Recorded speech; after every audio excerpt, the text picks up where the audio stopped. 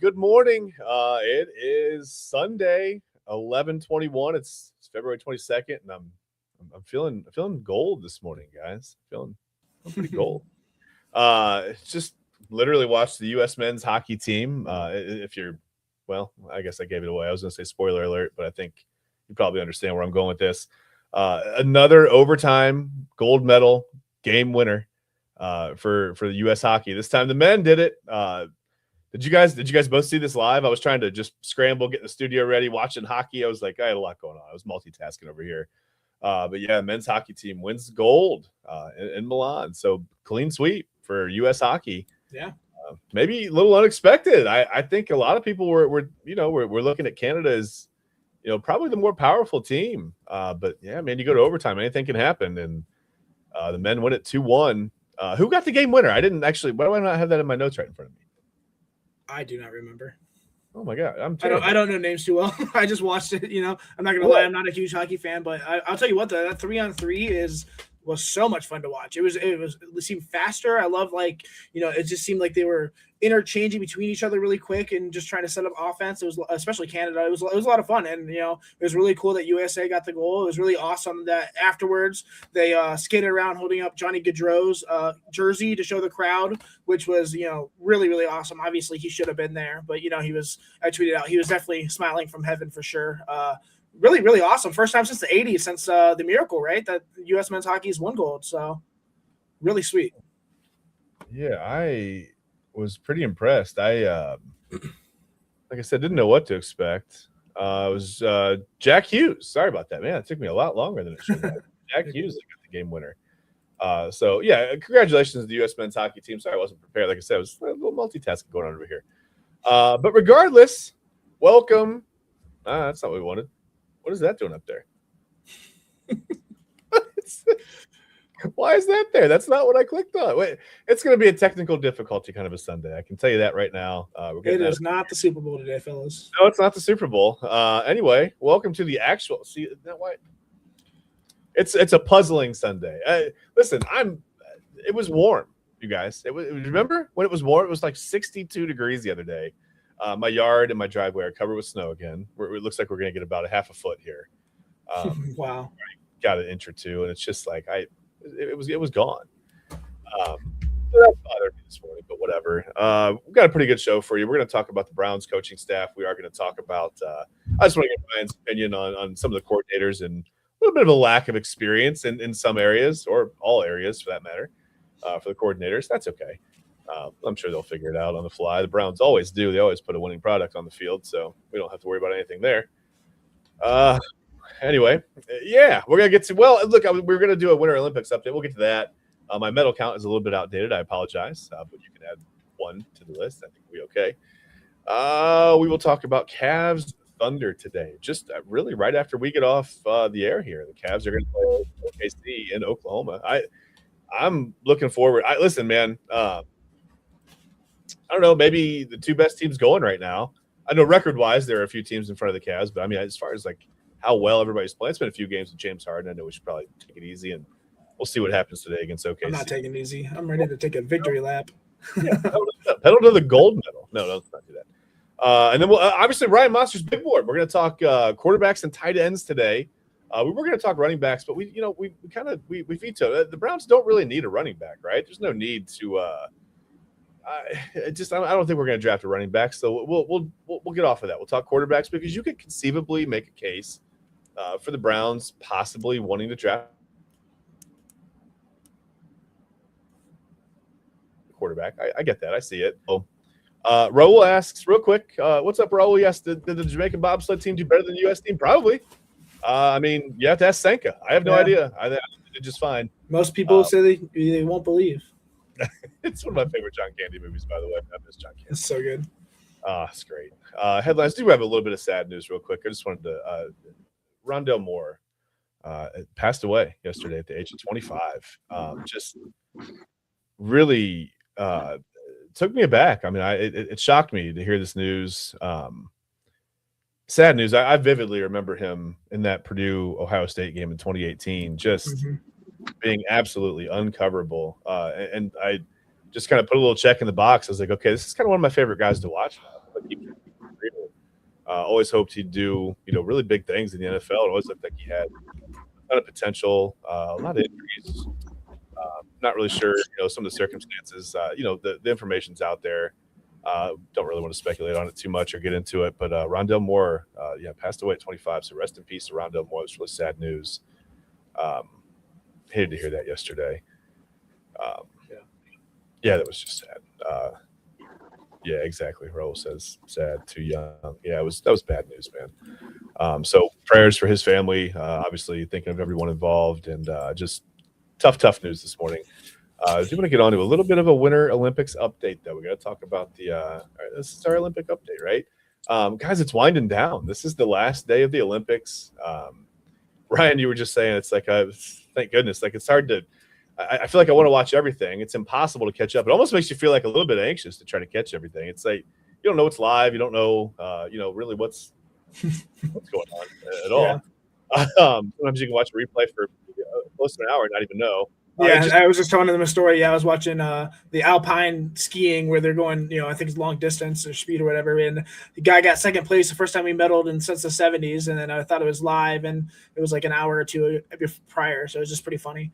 So I've been watching things I thought was live, but the feed just ends, and I'm like, wait, I'm like, what? And then I go back to the actual, it's actually like figure skating. It's always figure skating or curling. I noticed like that's what's been live. When you hit the live, it's either figure skating or curling, especially like the first 10 days of the Olympics. But yeah, a lot of great individual performances. We'll get the outdated medal count now. You can add one more. You can check one more box on the USA for the total medal and the gold medal count there. They have 33 and 12, but Norway still by far and away the leaders with 41 total medals and 18 golds. Italy, the host country, hanging in there at third. They've got 30 total medals and 10 golds. Oh man, TK, how you feel about the U.S. winning gold this morning, man? I mean, it's got into the bad news. That's good news again, man. Pretty good to be an American today. Really didn't expect those guys to pull it off. Like you said, I thought, Canada's the overwhelming favorite, and rightfully so. Canada is a hockey haven, always has been, always will be. But yeah, it was definitely refreshing to see those guys pull it out in an overtime game. You think of that game, they only had 28 shots on goal. Compared to Canada's 42, which I thought was a weird disparity, how we were able to pull that off. I mean, you think, both goaltenders overall still had a pretty solid outing. But, to do it in overtime with 14 less shots on goal, I thought that was the most impressive thing. Obviously, Jackie Hughes netting the game winner, like you mentioned earlier. Yeah, it was pretty good for the U.S. This weekend. As far as hockey goes, I was very proud of both the women's and men's team being able to get the gold this year. Yeah, absolutely. Got a little production quality for you right for this. You got the red, white, and blue. Hey, all right. Okay. Sorry. Yeah, congratulations to the men's team. I thought that was awesome. Again, just huge. I'm shocked. I'm not shocked. I'm a little surprised. Another great gold medal match. Really a lot of fun to watch. So. Got a lot going on in the background here at my house. Sorry about that. Anyway, that was the outdated medal count. Ryan, I want to get your take on something that happened over the weekend. We got not a little bit of confirmation on some coordinators for the Browns, right? So Todd Monken and company have kind of filled out the staff. We've got an offensive coordinator, right? We've got a defensive coordinator. We've got a special teams coordinator. Let's start with the side of the ball that needs the most help. Let's start with Travis Switzer. Officially named the offensive coordinator. We've known for a couple of weeks he was going to be the guy. Are you still? How do you feel? Again, no experience at the offensive coordinator position in the NFL for Switzer. Does that make you pause? Are you worried about that at all? How do you feel about Switzer? I don't pause. I'm expecting guys to have little to no experience come into this position. Guys they're looking for uppercomers. They're looking. I mean, obviously, Todd Monken, he's been around the block a ton. I'm not saying he's necessarily an up-and-comer, but especially with coordinators, they looked at Shieldhouse, they looked at Udinsky, they looked at these guys. So it doesn't necessarily surprise me, especially since he has the history with Todd Monken specifically. I do think, it does fit perfectly with the Browns and what they're trying to build under Todd Monken for sure. I mean, when you look at his background, his rise, and, the way he helped the shape Baltimore's offense, it becomes obvious why Monken wanted him here. Switzer spent 9 years with the Ravens, climbing from performance assistants to run game coordinator, and every step of that journey built him, into one of the most versatile young coaches in the league. He's respected throughout the league as well. He's worked with offensive linemen, tight ends, receivers. He's done analytics. He run game design. That's a full field understanding of how an offense actually functions, not just one position room. The production backs it up. Under Switzer, the Ravens put together some of the most dominant rushing seasons we've seen in modern football. Derrick Henry had 2 of the best years of his career. The Ravens led the league in explosive runs. The run game wasn't just efficient; it forced defenses to play on their heels, which opened up play action, made life easier for Lamar Jackson, definitely too. That's the kind of structure that stabilizes a young quarterback like Shedeur Sanders or somebody, hopefully somebody else. Not hopefully, I just want the right quarterback. Yeah, hopefully, Shedeur is the guy, but nonetheless, just helps a young quarterback, and creates a cleaner opportunities for receivers like Judy, Tillman, Corley, Bond, or whoever else we draft.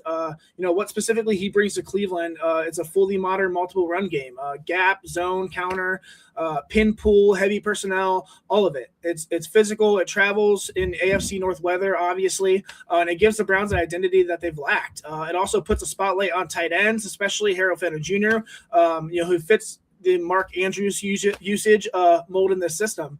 That tight end too also, probably not Njoku. I don't think he'll return, but becomes a movable chess piece who can stress defensive horizontally. The running back room benefits across the board in the offensive line once it's rebuilt, or I guess built. I don't know. We don't have one right now. Will be asked to play with more clarity and purpose than they have in years as well. But the most important part of this hire, I think, is that relationship with Todd Monken. They've worked together for 3 seasons in Baltimore, and Switzer was widely viewed as like Monken's right-hand man. They share terminology, philosophy, and unified vision of how the run game and pass game should marry each other, and I think that's huge. That terminology, there's not going to be a learning period between coaches. They can just go in and immediately start teaching. Monken handles the passing architecture, the spacing, and quarterback development, and Switzer builds the run game engine that everything else runs off of. I think it's clean. It's a cohesive partnership, not 2 separate ideas stapled together. I do like the hire. Obviously, you're gonna have to teach, show us, instead of just these are all words until we actually see it. But I think it's intentional. I think it's aligned, and it gives the Browns a young ascending coach who fits exactly what Monken wants to build. Switzer isn't just an offensive coordinator. I think he's a long-term partner in shaping the identity of this offense. And for the first time in a long time, the Browns have a clear, modern, unified direction on that side of the ball. I really hope this works out. Yeah, I mean, I feel like everything's all words until we see it in action. But yeah, I mean, that's okay. Here's the thing. And Raul, you're right. He says he doesn't have a Lamar Jackson. For sure, yeah. And I think the one takeaway out of all of that you said, and yeah, Raul, like I said, you're right. You're exactly right. But we'll see what Shedeur Sanders develops into. But like I said, I think the one takeaway out of everything that you said there is I think it's a good thing. The Browns should be able to put the Dude Wipe sponsorship to good use, because, like you said, explosive runs. And I think that that may not be great, but are we talking about a different kind of explosive runs? Am I off? Okay, I did something wrong. That's fine. You guys are looking at me like I did something wrong. That's okay. We're gonna move on because I think it's easier to do. Let's just move on to the defensive coordinator. And we don't have to worry about, hopefully no explosive runs there. That's one area where you really don't want explosive runs, is on the defense. So Mike Rutenberg, who I think I spent the first 3 days calling Mike Gutenberg. I don't know why. I see the R, but somehow the English is weird. Sometimes R's are G's. So whatever. It's Mike Rutenberg, not Mike Gutenberg. How you feeling about the defense being in Rutenberg's hands? Again, I mean, he's an unproven guy, at least at this position. I don't think they necessarily, just hired a defensive coordinator here, though. I think they hired a coach. I think he's been groomed by a lot of, the best defensive minds in football. Robert Saleh, Jeff Ulbrich, Dan Quinn, Gus Bradley, Todd Bowles, I think Raheem Morris as well. he's stepping into one of the most favorable situations as well in the league. I mean, he inherits a Super Bowl caliber defense. I don't take that lightly. This Browns defense is a Super Bowl caliber defense. Yeah. The problem was obviously the offense. I mean, in a unit that already knows who it is, already plays with an edge. They already have the personnel to overwhelm offenses as well. I mean, he's got the unanimous 2025, Defensive Player of the Year and Defensive Rookie of the Year. That alone gives him, a smoother runway than most first-time coordinators get, I think. What makes Rudenberg such an intriguing fit, I guess, is the path I took to get here. He worked under Robert Saleh at multiple stops, been shaped by Jeff Ulbrich, like I said, spent years learning details of the modern coverage systems. Those guys rave about him. They absolutely love him, not because he's loud or flashy, because he's one of the best teachers that they've ever had in the rooms. That's quotes coming from them. He's known for clarity, communication, and the ability to take complicated coverage rules and make them digestible for players at every level of this defense. His most recent work in Atlanta is a great example of that as well. He most recently with the Falcons was the defensive pass game coordinator. He helped tighten up the secondary, and they definitely struggled with consistency before him.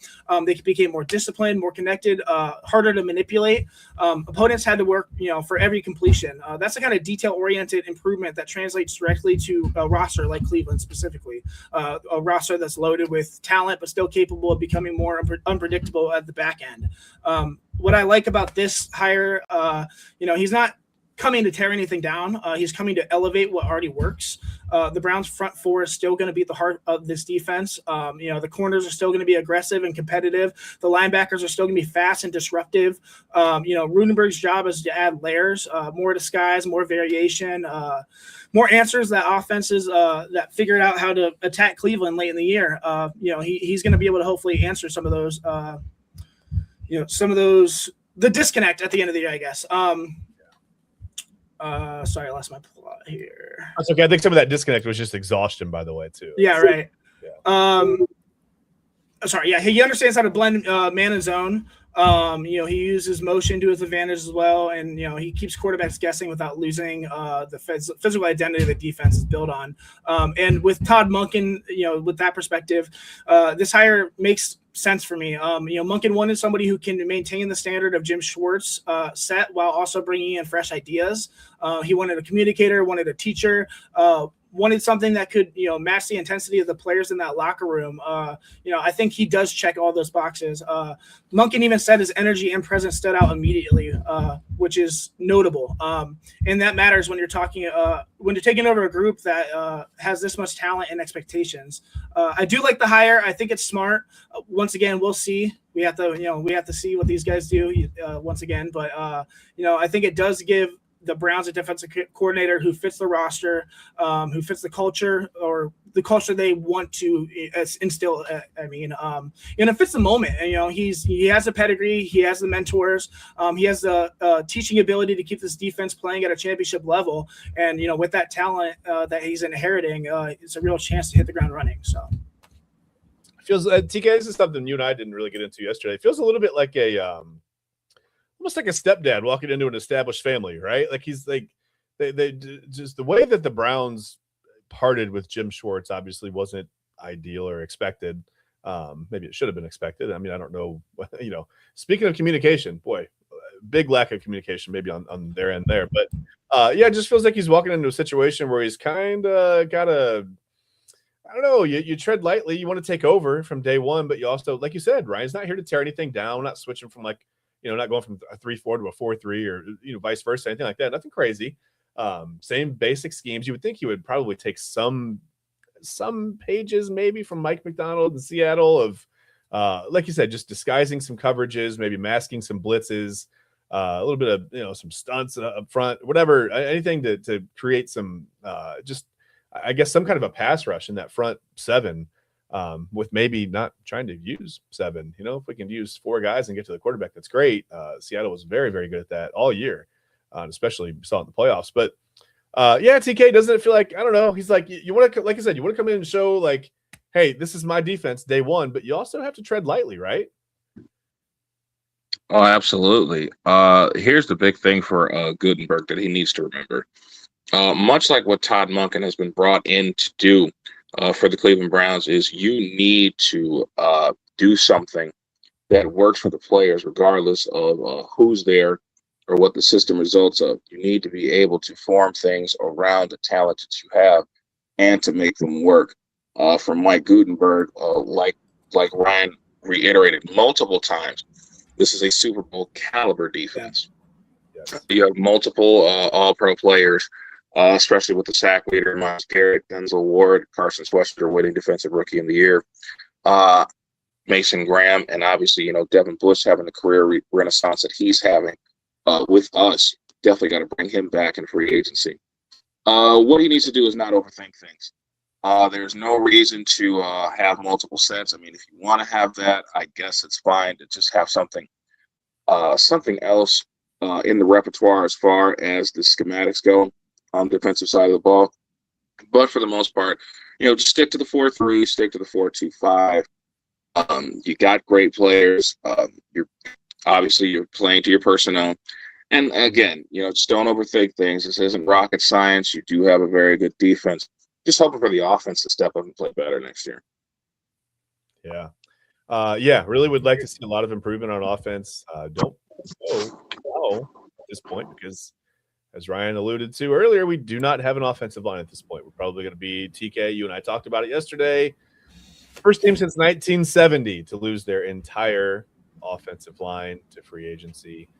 Or retirement, yeah. Or retirement. Or I don't know. There's rumors, Batonio, they pushed it back a little bit. Maybe he'll come back, but yeah, it still feels like he's on the way out. But yeah, you never know. I mean, I don't know what he's got left in the tank. And that's not a knock on him. It's just that he's given everything he's possibly seems like been able to give for the last decade plus here. But man, it's hard to believe it's been this long with some of these guys already, and we still haven't built anything around them to actually go anywhere offensively. Man, some of the offensive lines that they had.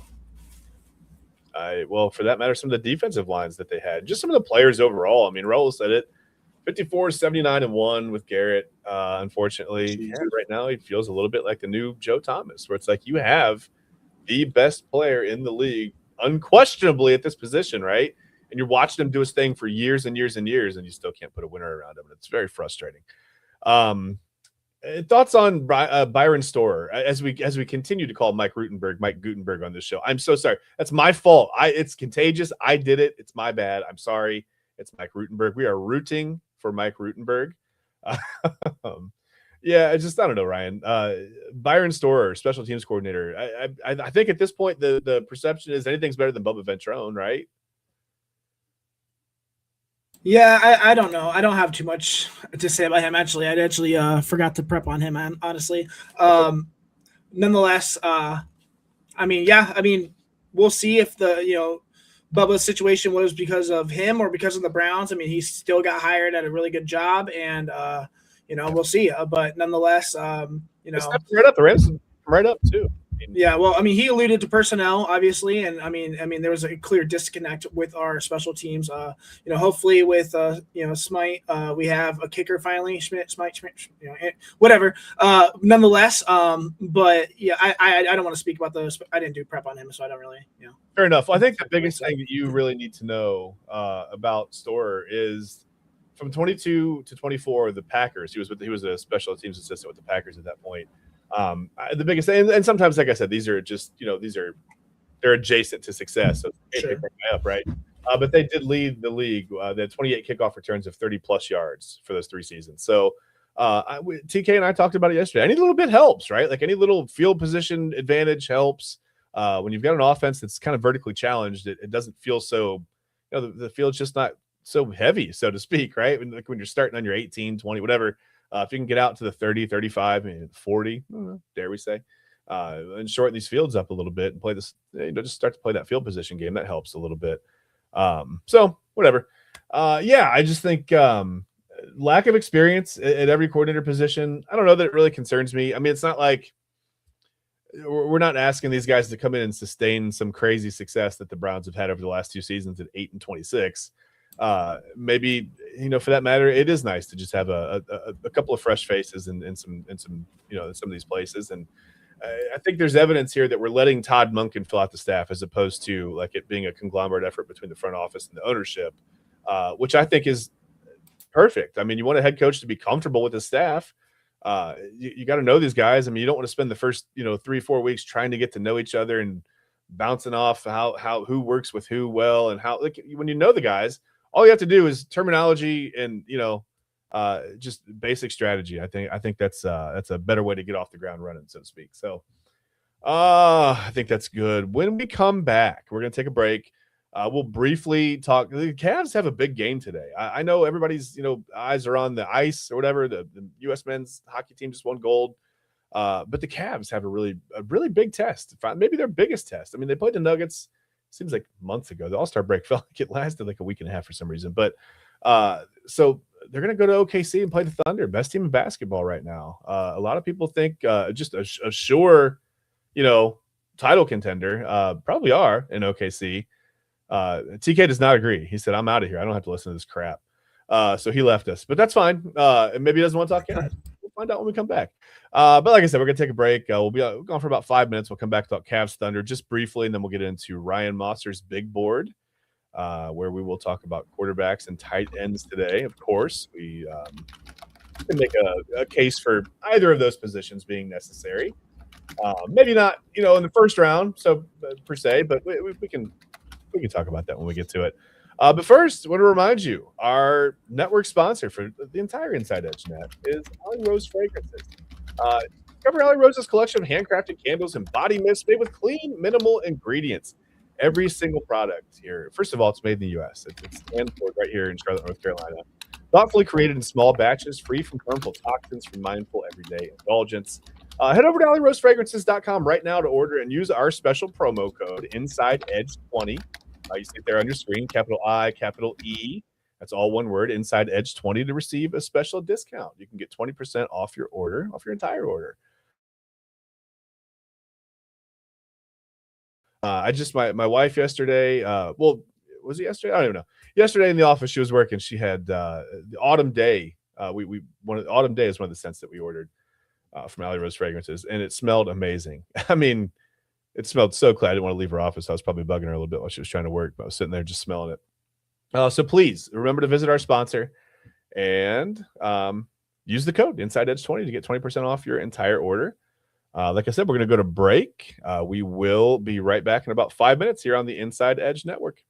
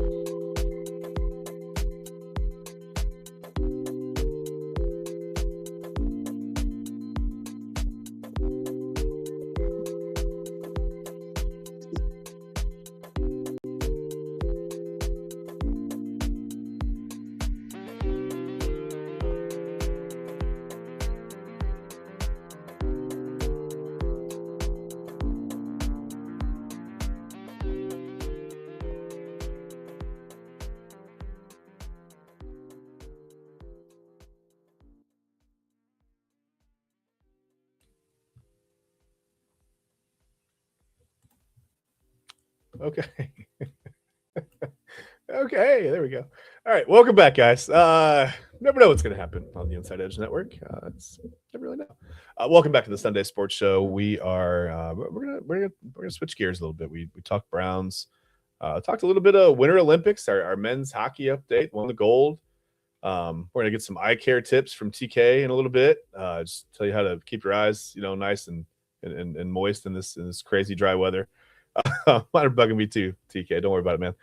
No, we're gonna talk Cavs. We gotta talk Cavs, and listen, they're gonna go to OKC today to play the Thunder, and just quite honestly, they're playing really, I think, what a lot of people consider to be the best team in basketball in Oklahoma City, and I think it's the first really big. Well, the Nuggets were probably the first big test. This is the next. This is, I think, the test that we're all looking for. We just want to see what the James Harden era Cavs look like going against the best team in basketball, right? I don't know if actually. Do you guys know if Evan Mobley is playing today? I'm not 100% sure on that. I know he played the other night, then took a day off. I don't know if he's kind of a every other day type of situation right now. I'm not really sure if Mobley's playing today, but that game's going to tip off here in about an hour. TK, well, well, all right. When TK gets back in here, we'll see if he has any thoughts. I guess for now, Ryan and I are going to stumble over this. Well, hold on. Wait a minute. We got a TK sighting. All right, he's back. TK, I'm sorry I offended you. I did not mean to ask you about the Cavaliers, buddy. You're not a Cavs thing? Oh, you got the Cavs hat on. You must be fine. Thoughts on Cavs OKC before we lose you again, man. How do you feel about this one today? I'm really excited about this one. This is, yet again another huge test for us. The first matchup was absolutely god awful. I'm hoping, if we don't, pull out the win outright, that it's at least more competitive than what it was the first time around. I mean, that was just god awful. Obviously, the team's a little bit different now. We got new rotation going in. We got some guys coming back healthy.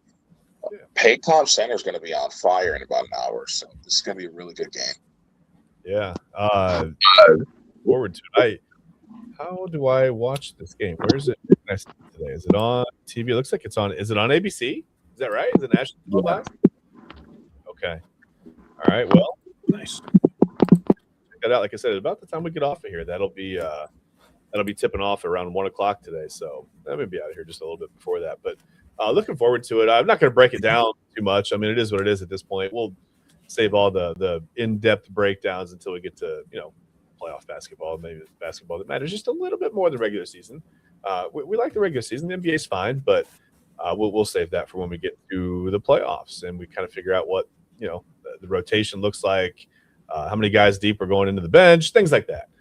Health, by the way, need Max Strus and Evan Mobley back in there full time, and then we'll have more of an idea of what they look like. So, but again, looking forward to the test today. Yeah. That was January 19th, right? When they played last. Yeah. 136-104. Not great. Not ideal. So totally different team. What's that? We have a totally different team. That's fine. Yeah. Oh yeah, absolutely. 100% totally different.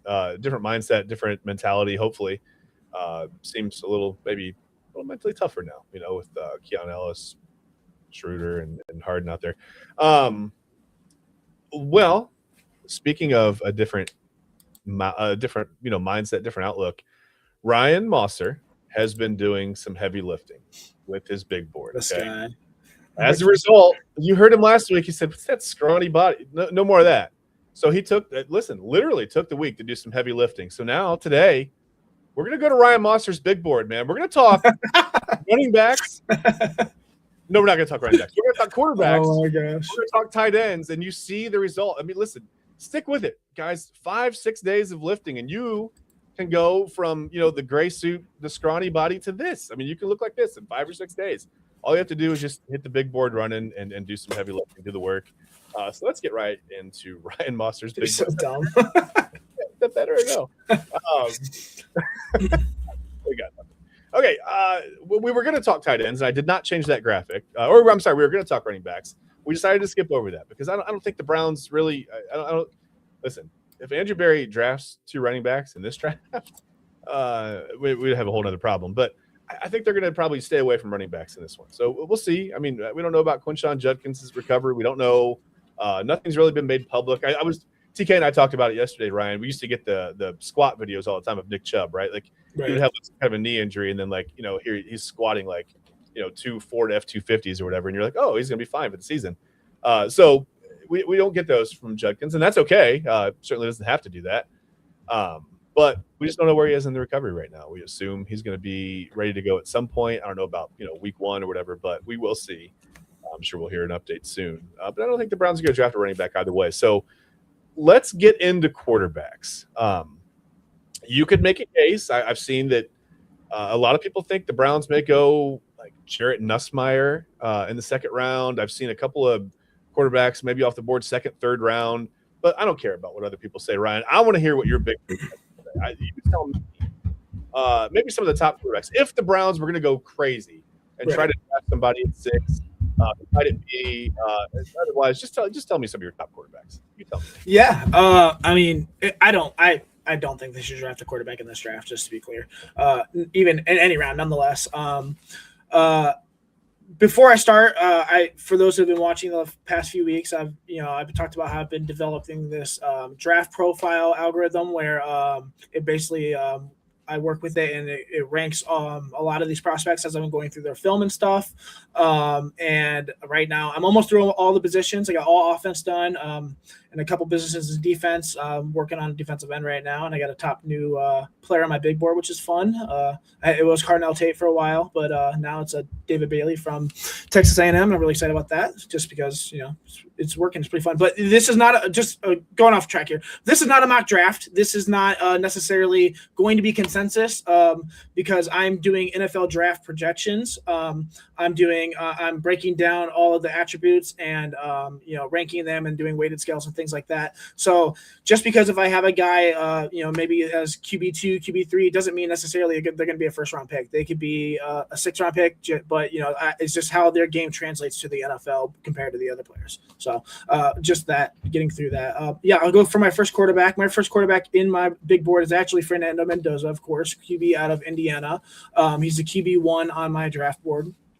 Mendoza sits at the top of the board because he brings the exact blend of size, poise, and mental command that translates on Sundays. At 6'5", around 220, he looks the part immediately in the NFL. Long-armed, balanced, built with modern game. Especially in the pocket. What really separates him isn't the frame, it's how he plays within structure. I think he has he's a rhythm passer through and through. His game is built on timing, anticipation, and advanced understanding of how to manipulate space. His journey reflects that that maturity as well. He was thrown into the fire early at Cal and handled it with a level of composure that you don't usually see from a young quarterback. To move to Indiana only to sharpen the edges, go against tougher defenses, tighter windows, and more responsibility at the line of scrimmage. Coaches have raved about how quickly he processes information and how consistently he prepares. You see that on tape as well. He diagnoses coverages pre-snap, confirms post-snap, and works through progressions without drifting or panicking. I think what stands out the most is how controlled he is. He doesn't rush. He doesn't flinch. He doesn't let pressure speed him up. You saw that against Ohio State when Caden Curry, very first play, just knocked him on his ass, and he got right back up and is ready to go again. His pocket movement is subtle but polished. He does small climbs, he efficient resets, and a base that stays intact even when things get muddy in the pocket. That's why his accuracy holds up, I think. He's especially sharp in the intermediate game where his touch and placement allow receivers to stay in stride and create after the catch. He's not a big arm quarterback, but he has more than enough velocity and one of the cleaner layering abilities in this class. Athletically, he's exactly what you expect. Functional, not featured. He can extend, keep plays alive, and he's always looking to throw that ball. His mechanics are consistent. His sequencing is clean. He rarely puts the ball in harm's way. He plays with a level of discipline that gives him a high floor, and his anticipation gives him a real long-term upside, I think. When you stack all of that together, the size, the processing, the accuracy, the poise, you get a quarterback who fits a perfectly timing-based NFL system. He's not the flashiest prospect in the class, but I think he is one of the most reliable. My model reflects that as well. I mean, he grades out as a high-end starter projection with the traits to become a long-term answer for a franchise that values structure structure and consistency.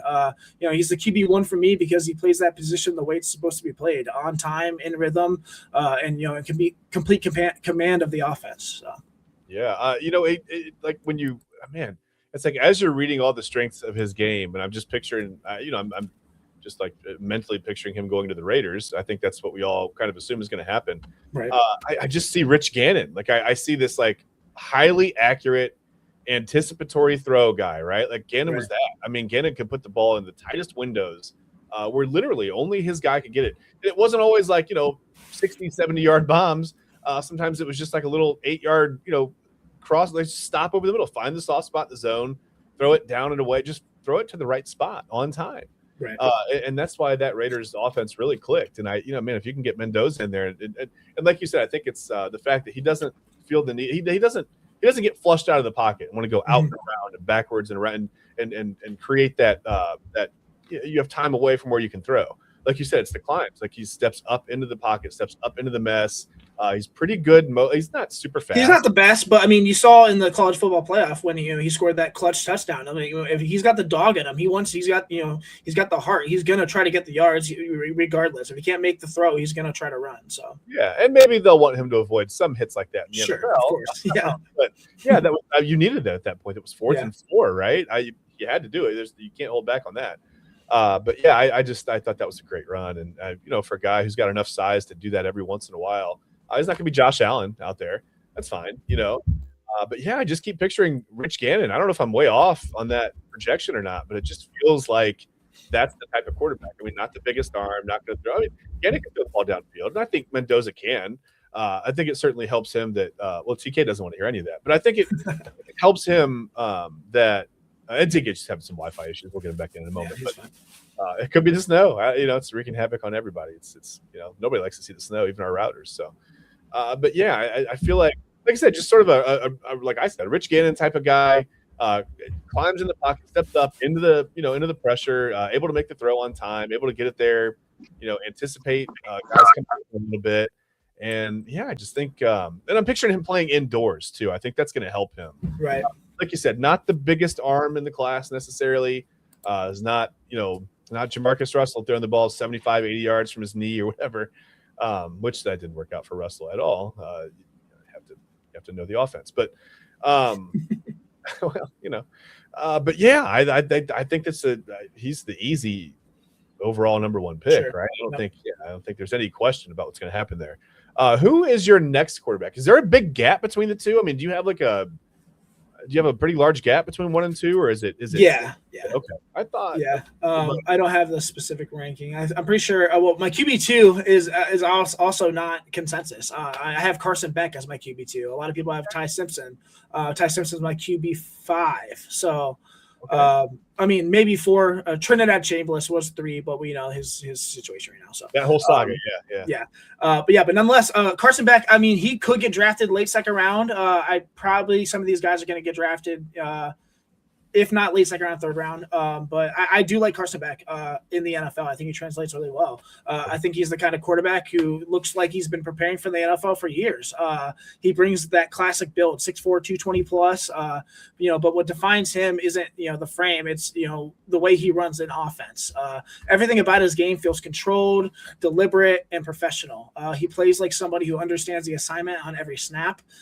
His development path obviously was a big part of that as well. He spent years learning behind veteran quarterbacks at Georgia.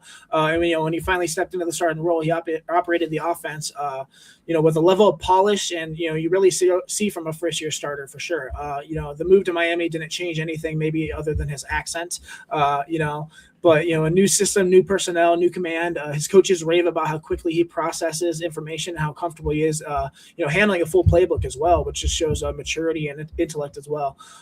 His strengths show up immediately on tape. He's a timing-driven passer that thrives in structure. His ball placement is consistently sharp, especially in intermediate throws, just as Mendoza as well. Where he does the most damage, I think. He understands leverage, understands spacing, and throws with anticipation that allows him to beat defenders to the spot as well. He's not someone who waits for receivers to uncover. He throws and he trusts, and it's all about rhythm. So mechanically, he, I think, is one of the cleanest quarterbacks in this class. His base stays balanced. His release is efficient. He doesn't waste movement in the pocket. When pressure shows up, he handles it with maturity as well. Subtle slides, quick resets, no unnecessary drifting either. He's not a creator in the mold of a modern off-script playmaker by any means, but he's mobile enough to avoid sacks and keep the offense on schedule. His arm talent fits his style as well. He's not going to blow you away with pure velocity at all, but he throws with excellent touch and trajectory as well, just like Mendoza as well. Layers those balls naturally and understands how to attack windows without forcing throws when they aren't there. His deep ball is also built on timing and placement. When you stack everything together, I think the size, the accuracy, the processing, the intellect, the poise, the experience. You get a quarterback who can step into an NFL building and run a system from day one.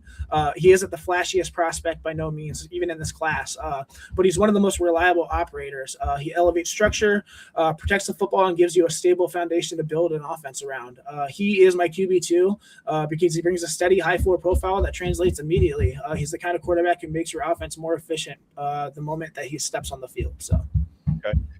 This reminds me of a lot of the things that same things that people said about Bo Nix.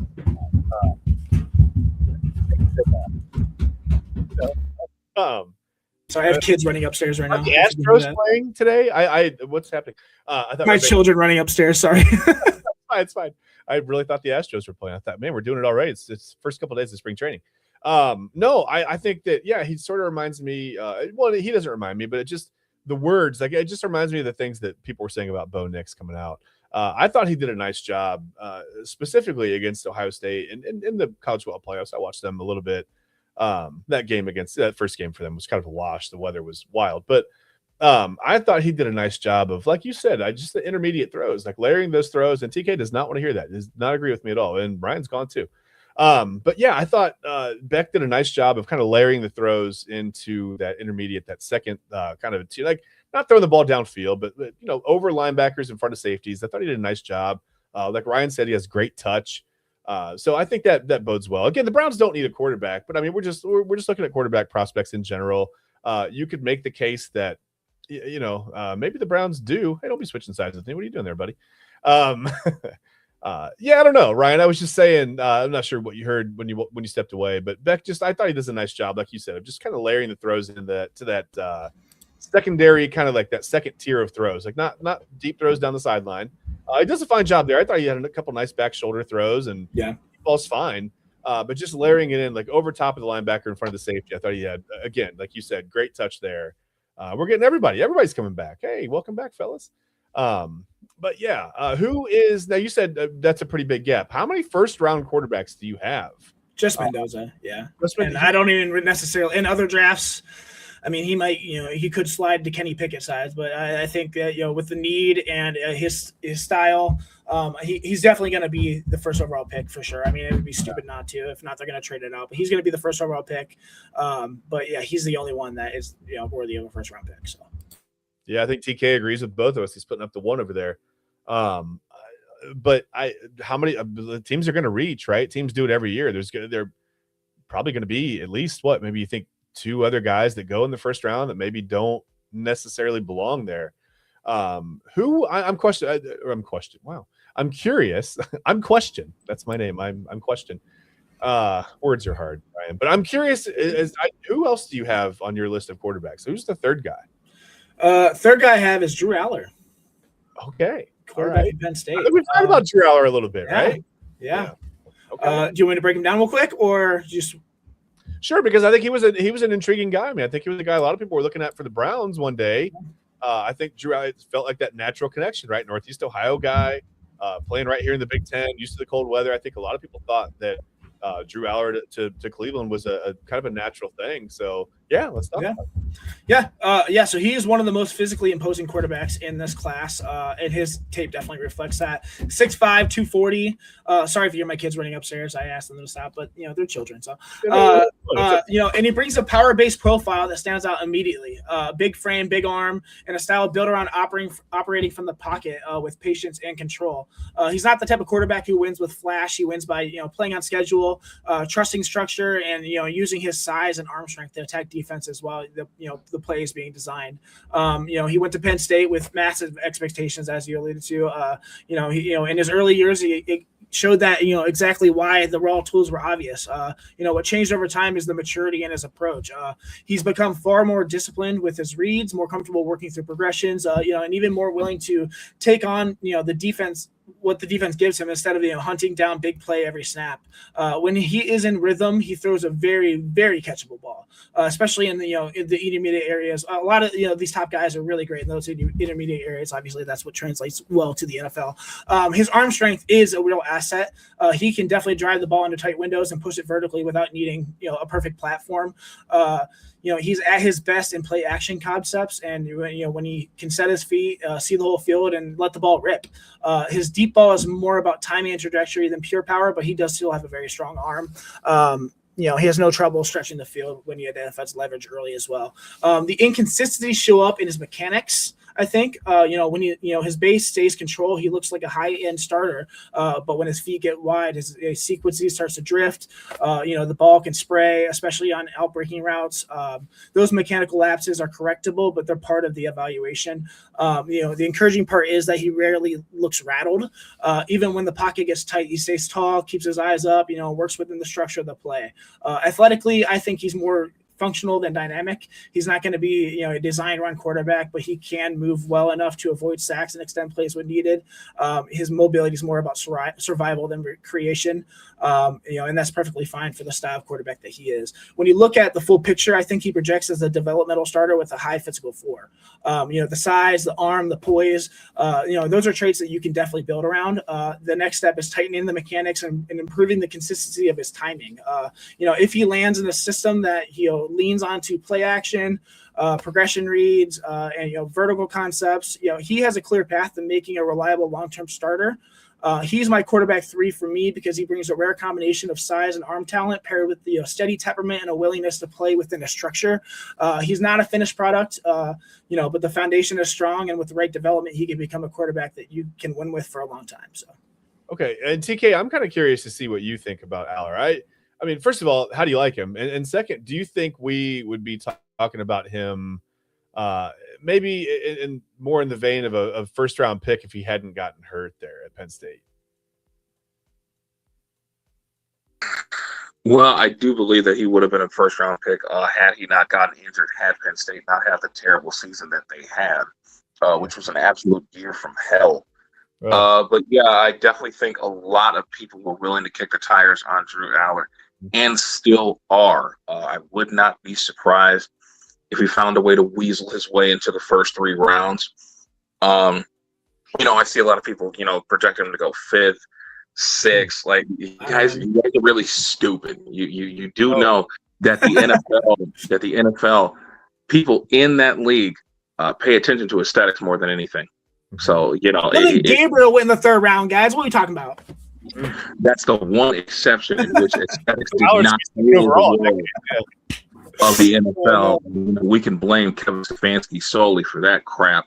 But anyway, people are going to be intrigued by the size, the skill set, the rocket arm. So somebody's going to kick the tires on him a lot earlier than a lot of people think. Does he weasel his way into the first round? To be quite honest with y'all, I would not be surprised in the least bit if somebody saw that 6'5", that 240, that 4'5", 4'6" speed, ability to get in and out of the pocket, make plays down the field, both with the arm and with the legs. Listen, I would not be surprised at all if somebody said, you know what, let's go ahead and put our balls on the table and take a swing on this Drew Aller kid and see what the hell we got exactly. Because there aren't too many guys that are 6'5", 6'6", with immense athletic ability, as well as the big arm to pair with that. So, and especially if he has a good combine, good pro day. Come on now. I can see it, but if I'm betting, I'm going to go for Taylor Green to be that guy that sneaks in the first round personally from Arkansas. But I could definitely see it. I don't know though. I don't think it'll happen, but we'll see. I think the one area where Aller really, really improved through college, from his first couple starts at Penn State until now. Unfortunately, with the injury, it's we didn't get to see the full development. But like you said, right, it was just like the piece in the pocket, right? He was He actually was. His first year as a starter, he was very easily rattled. But under pressure, I can remember when they played Ohio State. And I mean, Aller was throwing balls like to the sidelines that were 10, 15 yards over a receiver. I mean, he just was nowhere near accurate. Right. He really wasn't even getting hit that much. He was just very uncomfortable in the pocket. It seemed like he just, Sam Darnold said he was seeing ghosts. I mean, it kind of felt like it was a similar situation with Drew Aller. He just was very uncomfortable in the pocket. Just no accurate throws at all. I think he's improved. I mean, like immensely, right? Exponentially, really. To be honest with you on that, I think he's gotten a lot better.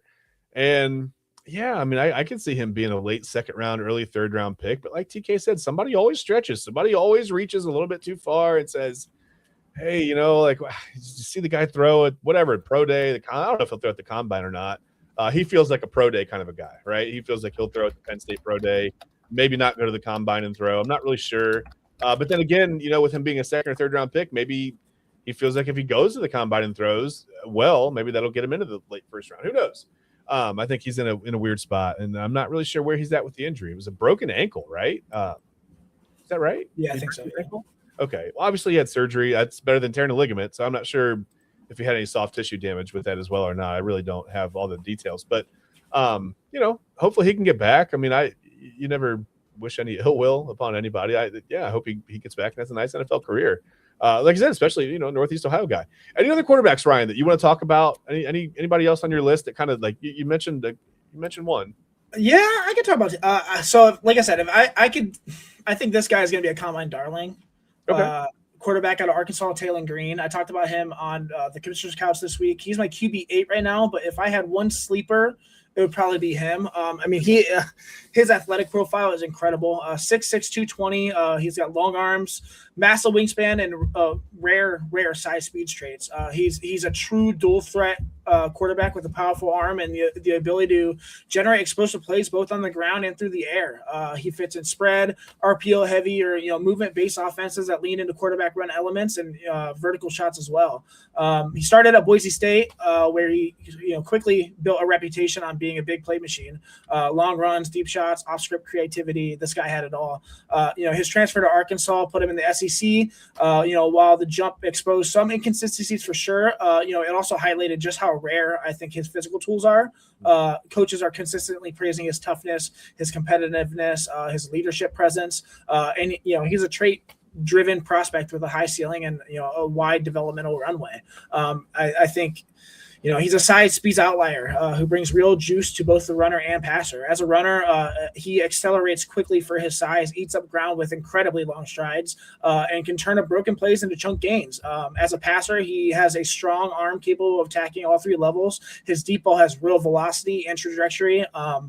He can generate power even when throwing off platform, and when his mechanics are aligned, he definitely throws with touch and timing, but the consistency isn't always there. Mechanically, he's still developing. His footwork can be loose. His base can widen. His release can drift at the point, which leads to scatter shot accuracy. But in the pocket, he moves actively and can climb or slide, when he stays disciplined. But he'll also drift or escape prematurely at times as well, which can lead him into, get running into sacks. When he's balanced, the ball comes out clean, and when he's not, the variant shows up quickly. His arm talent is one of the strongest in this class by far, probably the strongest. Okay.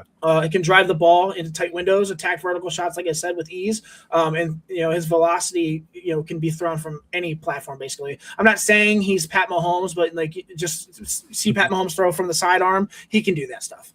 Okay. I mean, his touch and layering abilities flash as well, but are definitely inconsistent. He's more of a power thrower right now than a precision one. But his athletic profile, like I said, this is where he definitely separates himself. 6'6" quarterback.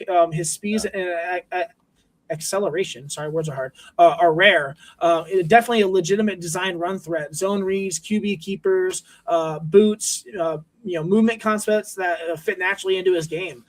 He consistently turns broken plays into explosives and forces defenses to defend the entire field.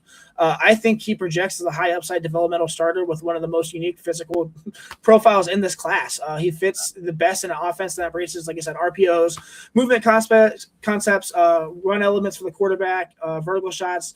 Definitely needs refinement in mechanics, timing, and progressive discipline, but the ceiling is absolutely there, probably the highest in this class.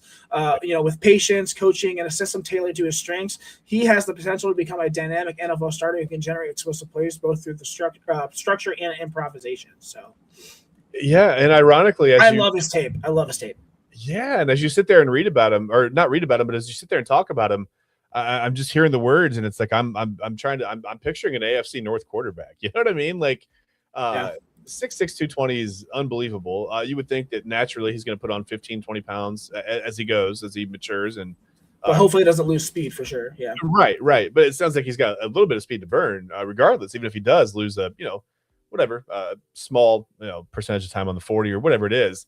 Sort of reminds me of I feel like some of these guys with the bigger arms, they do struggle with a little bit of accuracy issues, right? Because they've never really learned they can that velocity, that power gets them out of a lot of trouble. They've never really, sometimes they don't have to learn great accuracy until they get to a higher level, because the arm power can kind of get you through, right? You can throw it around a guy, over a guy, through a guy, not through a guy. That would be terrible, but you know what I mean? The exit wound on that. Anyway, I think it's just I don't know. It's kind of an intriguing prospect. And like I said, the more you talk about him, the more I think AFC North, and then I start thinking like, well, I mean, could you imagine, it's almost like some of the knocks on Lamar Jackson were consistency and accuracy coming out. He has honed that. I think he's gotten much better. Could you imagine a guy at 6'6", 225, 30 that can move like that? Like, right. That's intriguing. But the Browns really aren't in a position where drafting a quarterback would be smart. So if these are in the third, I would take them. Okay, fair enough. I would. I mean, I understand that. Last year I talked about how we have 1 year to figure out what we have in Shedeur before we draft another quarterback in 2026. But obviously that draft class was pushed back to 2027, and we'll also have that reality next year with any quarterback. Before either we're going to figure out who we have next year, or we're drafting a quarterback in the first round of 2027. Nonetheless, man, his attributes are special physically. So. Yeah. I don't know. I mean, if you're a believer in Arch Manning or any of the other guys that are, kind of lumped into this next draft class or whatever, maybe you like one of those guys. I think it's probably a little bit deeper class, but that's a guy that kind of intriguing. I mean, TK, 6'6", 220 sounds nice in the AFC North to start out. Like I said, a little bit of a basketball player build. He's probably going to add 10, 15 pounds of muscle to that. But I don't know, TK, you take him in this offense, wouldn't you? I mean, at least take a flyer and see what he looks like in this offense. No. Okay. Oh my gosh, dude. That was so funny. Oh, hey, it's always perfect time. Hey, you're back. What's up, buddy? I'm not sure if you heard my question, but how are you feeling about 6'6", 225, 230 in an AFC North offense like Cleveland? It'd be kind of fun, right? Well, yeah, that'd be great. For the longest time, that was what everybody in the AFC North wanted. You think for the longest time, all those battles between Ben Roethlisberger and Joe Flacco that went down to the absolute last millisecond of regulation or what have you. I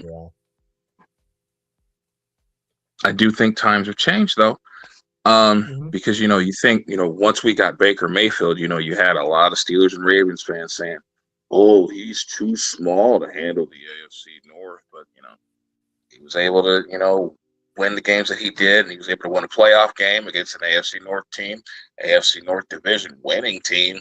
So I do think things change.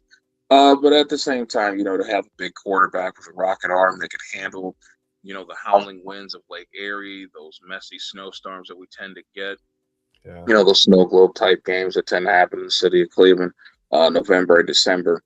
It would be nice to, kick around the tires with that. But, at the same time, I don't think it's imperative. I agree. Fair. I just don't think taking a quarterback is a great idea. I mean, if you're going to add depth to the quarterback room, I just feel like you're going to have 3 guys on the roster that are in their first or second year, and I feel like that's too much. It's too much of a log jam to really have a chance to figure out what you've got in those guys, right? I agree. And when you have so many other holes, it's not a good time. It's not a good time. Let's take a break. When we come back, we're going to talk. We're going to talk tight ends when we come back. We're going to skip over running backs. No offense to the running backs. We like running backs here. We it's the AFC North. We use running backs. But I think we're really set on running backs right now. I think the running game is the running game isn't fine, but the running back position, the running back room looks good. We're not going to add anything to that. So let's talk tight ends when we get back. We're going to take a quick 5-minute break. Before we go, I want to just put up, there we go. There's the fellas are. It's the Side Hustle Wrestling Podcast with Kyle Cornell and Anthony Alford. Kyle and Anthony, AA, they're gonna navigate the road to WrestleMania with you. All right, join the guys as they preview this weekend's Elimination Chamber PLE event. You can catch the Side Hustle Wrestling Podcast this Friday morning right here on the Inside Edge Network. It'll be on Facebook, YouTube, Twitter, whatever. And also the Side Hustle Wrestling Podcast YouTube and Facebook channels. So do not forget Friday morning to tune in to the Side Hustle Wrestling Podcast. And listen, guys, while you're out there, you're watching us. We appreciate you. But you might as well follow us as well. We've mentioned it before. We're completely grassroots here. You can find us everywhere. We're on YouTube. We're on Twitter. We're on TikTok. We're on Instagram. We're on Facebook. We're maybe 5-6 years off of being on MySpace. We just missed that boat. But we would have been there. If MySpace was still a thing, we'd be there. So again, we're totally grassroots, started from the ground up. Your support truly matters. So again, if you're watching us, just click the follow button. Follow us on Twitter, follow us on YouTube, wherever you're watching us, Facebook, wherever it is. We appreciate that. And also you want to be subscribed and you want to be notified when we go live so you don't miss any new content. There is so much going on here during the week. Eli and I are going to have you. We're going to have you Monday through Thursday. We'll get your sports fix in, not totally late night style, but it's your nightly sports fix. We'll be on Monday through Thursday at 10 o'clock, and then just after us, you can catch AA Anthony Alford on Midnight Run Monday through Wednesday. It's starting at midnight. So, listen, there's Sunday morning content here. There's weekday nighttime content. There's after hours content. We've got everything for you guys. Literally everything from sports to mental health, everything in between. Like I said, if you could follow us on every social media platform that you see us on, we would definitely appreciate that. But again, we'll be back in about 5 minutes. We're going to talk tight ends. And we are just really going to talk a little bit of Guardians. It's spring training's kind of ramping up. Games are getting played. They start. I love how in spring training baseball, you can go 2-0 in one day without a doubleheader. That's fun. So the Guardians started off 2-0 out in Goodyear with two split squad games, whatever. That's fun. Baseball's fun. So we'll talk about that when we come back again in about 5 minutes on the Inside Edge Network. We'll be right back.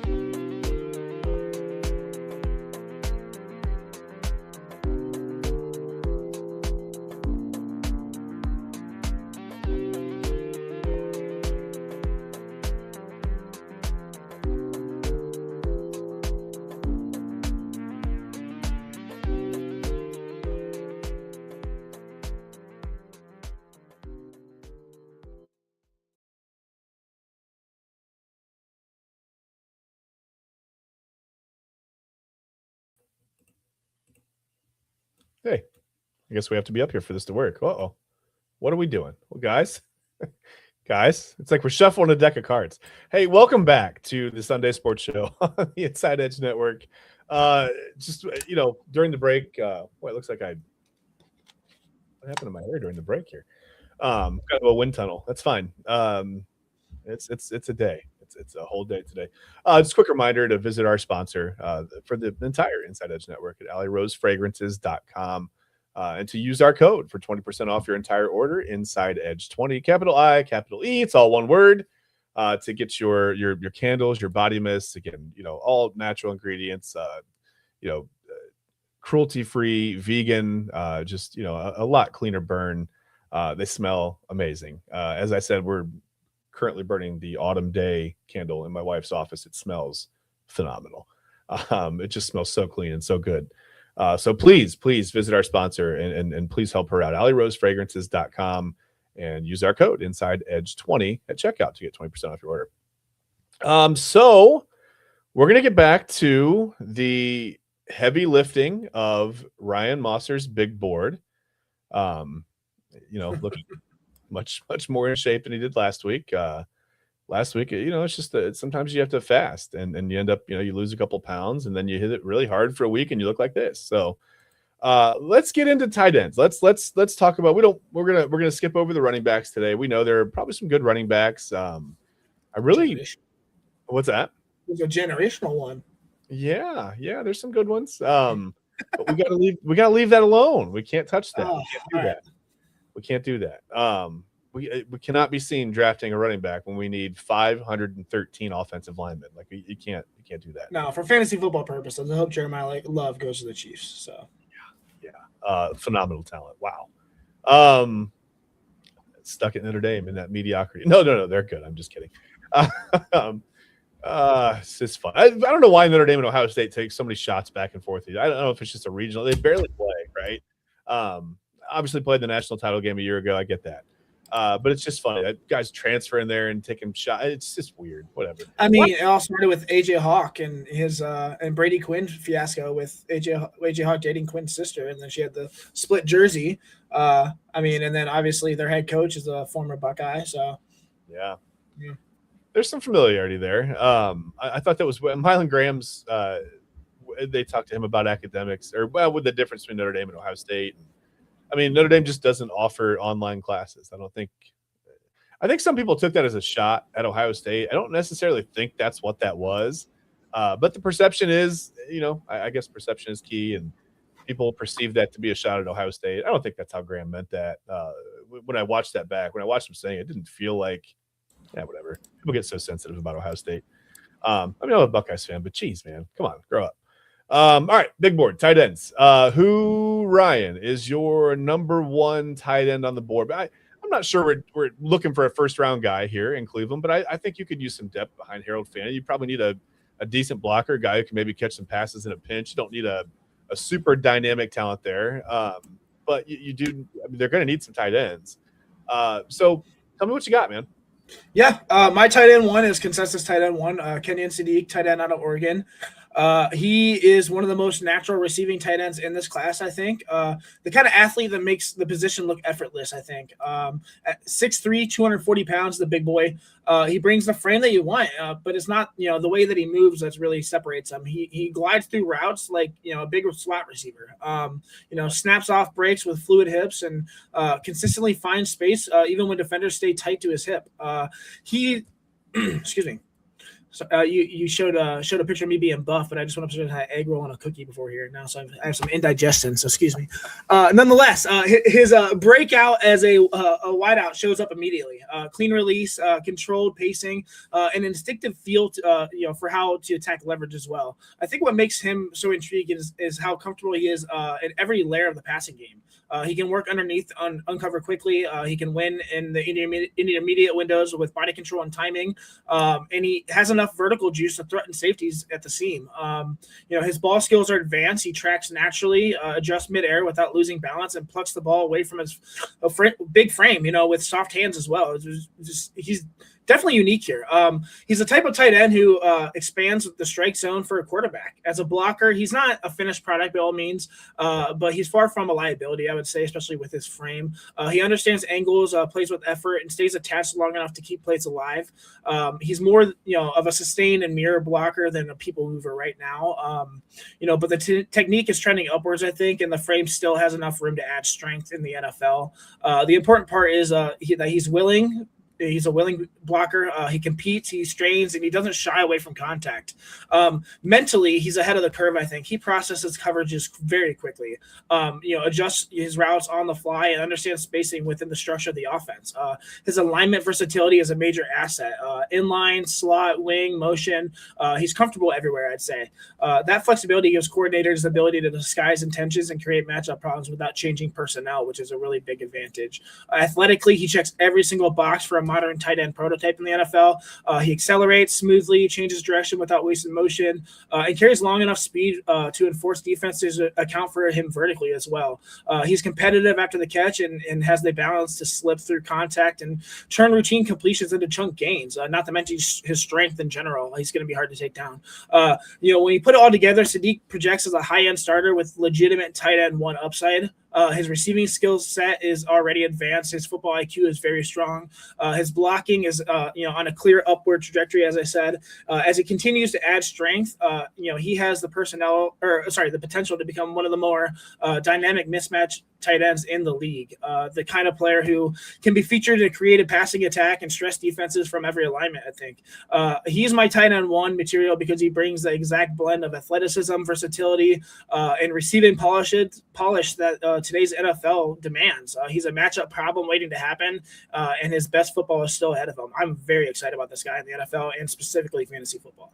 Okay. All right. I mean, it sounds excited. First, Twan Hampton says, good pod, guys. Thanks, Twan. Appreciate you. Says, go Cavs. Thanks, buddy. Right? Yeah, appreciate it, Twan.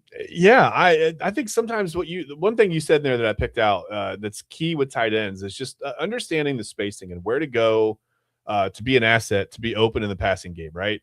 A lot of tight ends they're not gonna blow you away running routes so quickly that they get loose and shake. They're not gonna do that. But it's just about using the size, right? 6'3", 240 to get to the middle, find a soft spot in the zone if they're playing zone, whatever it is, or how to shield off a guy. Most likely, you can pretty much shield off anybody in man coverage at 6'3", 240. I'm not going to outrun them, but you use the size and use that leverage or whatever. And I think that's the biggest thing sometimes for a tight end. That seems to be the biggest struggle for pass catchers at tight end, right? Like just how to be a pass catcher. It's, again, you're not going to get, on top of the defense and outrun everybody. It's not going to happen for the most part. Most tight ends don't do that. But I mean, if you do, you're very, very special. But I think that's a key feature of a tight end, just knowing when and where to go and how, right? Who do you? I don't want to ask you who's going to take him, but do you see him going like mid first round, late first? Where do you see him going? I could see him going 15 to 32. Okay. I think he'll for sure be a first round pick. I think there's still more elite prospects in other positions, but as far as tight end, I think I don't think he's Brock Bowers, and Brock Bowers went 10th, I think it was. I'm not sure exactly. Around there. I don't think he'll get outdrafted compared to Brock Bowers, but he will definitely be drafted in the first round. Okay. I'd be surprised if he wasn't. Okay. Now is tight end like quarterback? Do you have a gap between 1 and 2, or is it pretty? Do you have a lot of guys at the top, or where your tight ends sit right now? So this actually isn't as big as a gap as other consensus. Actually, I have a guy who probably isn't in the top 5 of a lot of people's mock drafts, at least in rankings for tight ends. But I really love this next guy. His name is Justin Jolly. He's a tight end from NC State. Okay. I really like him. He could probably be a late first round pick. He's probably going to be a second or third round pick just because the priority of NFL teams. But He's one of the definitely most physical, overwhelming tight ends in this class. A true size and strength mismatch who plays with who plays the position with a level of physicality that defensive backs simply aren't built to handle. I think at 6'6", 255, brings a frame that immediately changes how defenses have to match personnel. He's long enough. He's powerful. And he knows exactly how to use the body to tilt the advantage in his favor. Actually, I do college fantasy football C2C. I've had him on my team for the last 2 years, and he's won me one championship, and I went to a championship in the second one, just him alone. He's really good. I like him a lot. I think what stands out most about him is how naturally he wins through contact as well. He plays like a rebounder in traffic, boxing out defenders, extending late, finishing catches even when bodies are draped all over him. He's a quarterback's best friend on third down because he expands the margin for error significantly. I think if the ball is anywhere in his orbit, he's going to reach out and he's going to have the strength to make that ball his. He's not just a contested catch specialist. I think Jolly moves far better than most tight ends. His side specifically, he builds speed quickly, covers ground with long strides, and has enough fluidity to separate on crossers and seams as well. His route running is more polished than you'd expect from a player with his build as well. He understands how to lean into defenders, how to manipulate leverage, how to create windows without needing elite suddenness. He's a vertical stressor who forces safeties to widen their landmarks. As a blocker, he brings the temperament you absolutely want. He is strong at the point of attack, plays with a sturdy base, doesn't shy away from physical assignments. He's a mauler. He likes contact. The technique is still coming along. Pad level is a little bit concerning. Maybe some hand as well, some consistency here and there, but the effort is there on every single rep, and it's clearly noticeable. He's not taking a rep off just because he's blocking. He's looking to destroy that defender. He's the type of tight end who can hold his own early and grow into a more complete blocker as he continues to refine his mechanics. Mentally, he's steady and reliable as well. I notice he understands spacing well, adjusts to depth based on coverage. Consistently finds soft spot in zone as well. He's comfortable lining up all over the formation, inline, slot, wing motion, just like Sadiq as well. And that versatility gives him the offense ability to skive intentions without changing personnel, just like Sadiq as well. Athletically, he checks boxes for a modern, tight end. He accelerates smoothly. He changes direction better than most players his size for sure, and carries long enough speed to where he can threaten vertically. He's not a burner by any means, but once you get that body moving, it's he can take off a little bit. Combine that with his frame and competitive edge, and you get a tight end who can win multiple ways. When you stack everything together, I think that Jolly projects as a high tight end 2 with real path to becoming a tight end 1. He brings size, physicality, and downfield presence, traits that translate immediately into the NFL, immediately into the red zone and third down situations. And as his blocking continues to improve, he becomes a player who never needs to leave the field. So, okay. Honestly, again, like you're talking me into this guy. Sounds kind of intriguing for the Browns. TK, don't you think that he would actually work really, really well within the Browns offense? I mean, we don't know exactly what Todd Monken's offense is going to look like, but we kind of do. We have an idea of what he did at Baltimore and probably an idea of what he's going to try to do in Cleveland, just with the personnel that are there. Doesn't this guy sound like he would absolutely fit into that? Well, yeah, I think he loves the 2 tight end set. He got a bunch of that with Mark Andrews and Isaiah Likely. So I would not be surprised if they tried to kick a tire on one of these guys, Justin Jolly, Eli Stowers from Vanderbilt, Max Clare from Ohio State. Okay. I could see them taking a swing on the tight end, possibly in the 3rd or 4th round, and see if we can replicate those 2 tight end sets that they were able to run out in Baltimore. You definitely want a guy that is as good of a blocker as he is a pass catcher. You kind of want to refrain from those pass catching only guys when you run a 2 tight end set. But at the same time, if that's his best attribute, go ahead and run with it. But I definitely think that tight end could be on our radar in the 3rd or 4th round. Yeah, I for sure at a guy who can block a little bit and it can kind of help seal the edge, because we don't know what the tackles are going to look like at all, or what the entire offensive line is going to look like for that matter. I'm intrigued by a bigger body guy who can not only catch some passes in a pinch and maybe help extend some drives on third and medium, 3rd and short, whatever, just by being that guy, right, who can go out and catch a ball with pretty much whatever's going on around him. But like I said, I'm also kind of intrigued by a guy who can help set the edge and maybe get, some of the speed that they have at running back to the perimeter and let him make some plays on the outside. So yeah, it's intriguing, man. And then hearing you, Ryan, say that he might slip to the third round. It doesn't feel like such a luxury pick when you take him in the third round, right? You need offensive linemen, you need wide receivers, but you snag a guy like this in the third round, that feels okay, right?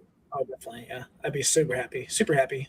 A lot of pieces. I mean, he's the offensive piece that we're going to need. That tight end too is imperative. I mean, there's speculation that maybe Isaiah Likely, as a free agent, can come over here and follow Monken and be in the system. I don't know. I mean, we have a lot of money allocated elsewhere. We're still going to be paying David Njoku with a dead cap hit. He's probably going to be a June 1st designation cut if he doesn't sign a contract, which obviously he said he wasn't. So. Trey Wingo is a guy who came out and said, I wouldn't hold on to that and take it with a grain of salt because he could be coming. No, he's not coming back. Let's be real. He's requested a trade before, but this is different. That Sure. felt very final. That goodbye was final. Yeah. Same thing with Wyatt Teller as well. So, yeah. Instead of talking about my tight end 3, my tight end 3 is Jack Velling, tight end out of Michigan State. I like him a lot, but I'm going to do something a little different. TK mentioned Eli Stowers. Eli Stowers, consensus, probably tight end 2, tight end 3 in this class. I have him as my tight end 21. So, okay. Like I said, this is not a mock draft. This is an NFL-based projection off of traits, and I'll explain why I have him as tight end 21. He's one of the most unusual evaluations in this tight end class. Because his game doesn't, fit neatly into a traditional buckets, I would say. He's a converted quarterback who grew into the position, and that background gives him a level of route intelligence and spatial feel that, most tight ends simply don't have. He's 6'4", 245 pounds-ish, and looks the part physically, but the defining trait in his game is, how naturally he moves and how well he understands the geometry of the passing game. He plays like someone who spent years, seeing the field from behind center for sure. Doesn't just run routes. He diagnoses coverages, adjusts his tempo, works himself into, open with, a sense of timing that mirrors what quarterbacks would want. He's smooth in and out of his breaks. He's comfortable working across the field, and he consistently settles into windows at the right moment.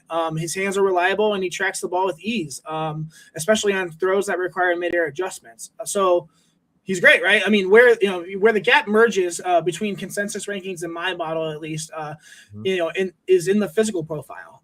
Stowers is athletic, but he's not a rare mover. He's fluid, but he's not explosive. He's coordinated, but he's not dynamic. He wins with craft and intelligence, not overwhelming traits. That matters when projecting tight ends in the NFL, I think, because the top players at the position typically, bring either dominant power or high-end athletic stress, and Stowers isn't built around either of those pillars, I'd say. The same theme shows up in, the blocking phase as well. He competes, he understands angles, and he's willing to mix it up, but he doesn't yet have the lower body strength or point of attack power to consistently hold up against NFL edge defenders. He's more of a positional blocker who survives with technique rather than someone who can dictate terms physically. That limits his early down value and places more weight on his receiving impact as well. This is why, my model lands where it does. Stowers grades well in processing, route field versatility, all legitimate strengths. Yeah. But, when you stack him against the top tight ends in this class, the difference shows up, in the traits, and, that translates to the traits that translate to a full tight end 1 usage, inline power, explosive athleticism, the ability to win matchups without relying on scheme. He's a good player with a clear role, but he's not built like the prototypes who anchor on offense. In the right system, he's, one that leads on motion, spacing, and layered route concepts. I do think he can be a valuable piece. He's very smart. He's flexible. He's a flexible tight end who can move around the formation and give a quarterback a dependable target, but he's more of a complementary weapon, I think, than a centerpiece. He's my tight end 21 in my model, not the tight end 2 or 3, because his strengths are real, but they're tied to nuance and intelligence rather than dominant traits. He's a useful, versatile tight end with upside, but he doesn't bring the physical profile or explosive ceiling, that define the top players at this position in the NFL, I think. So, yeah, I think that's a lot. So many good points. I think with tight end, it's different than wide receiver, right? Like with wide receiver, you can have 4 or 5 guys on the field at one time. So you can take a guy that maybe is good at a lot of different things, but not great at any one thing.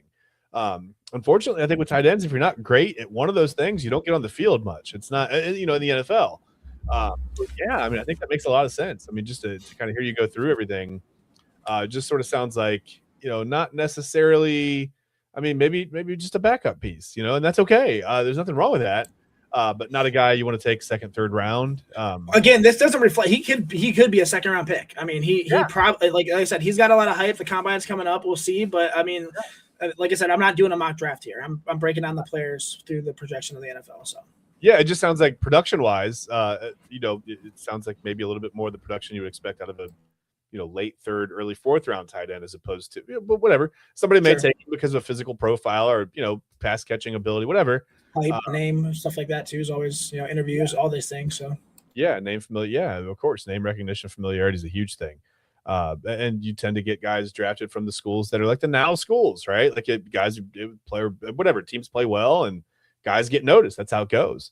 But yeah, I think that's a pretty good breakdown. TK, any tight ends that you are intrigued by that Ryan maybe didn't mention, or anybody that it just feels to me like the tight end isn't going to come from the draft. It feels like any tight end depth that the Browns go out and get is either going to be some kind of a trade or probably free agency.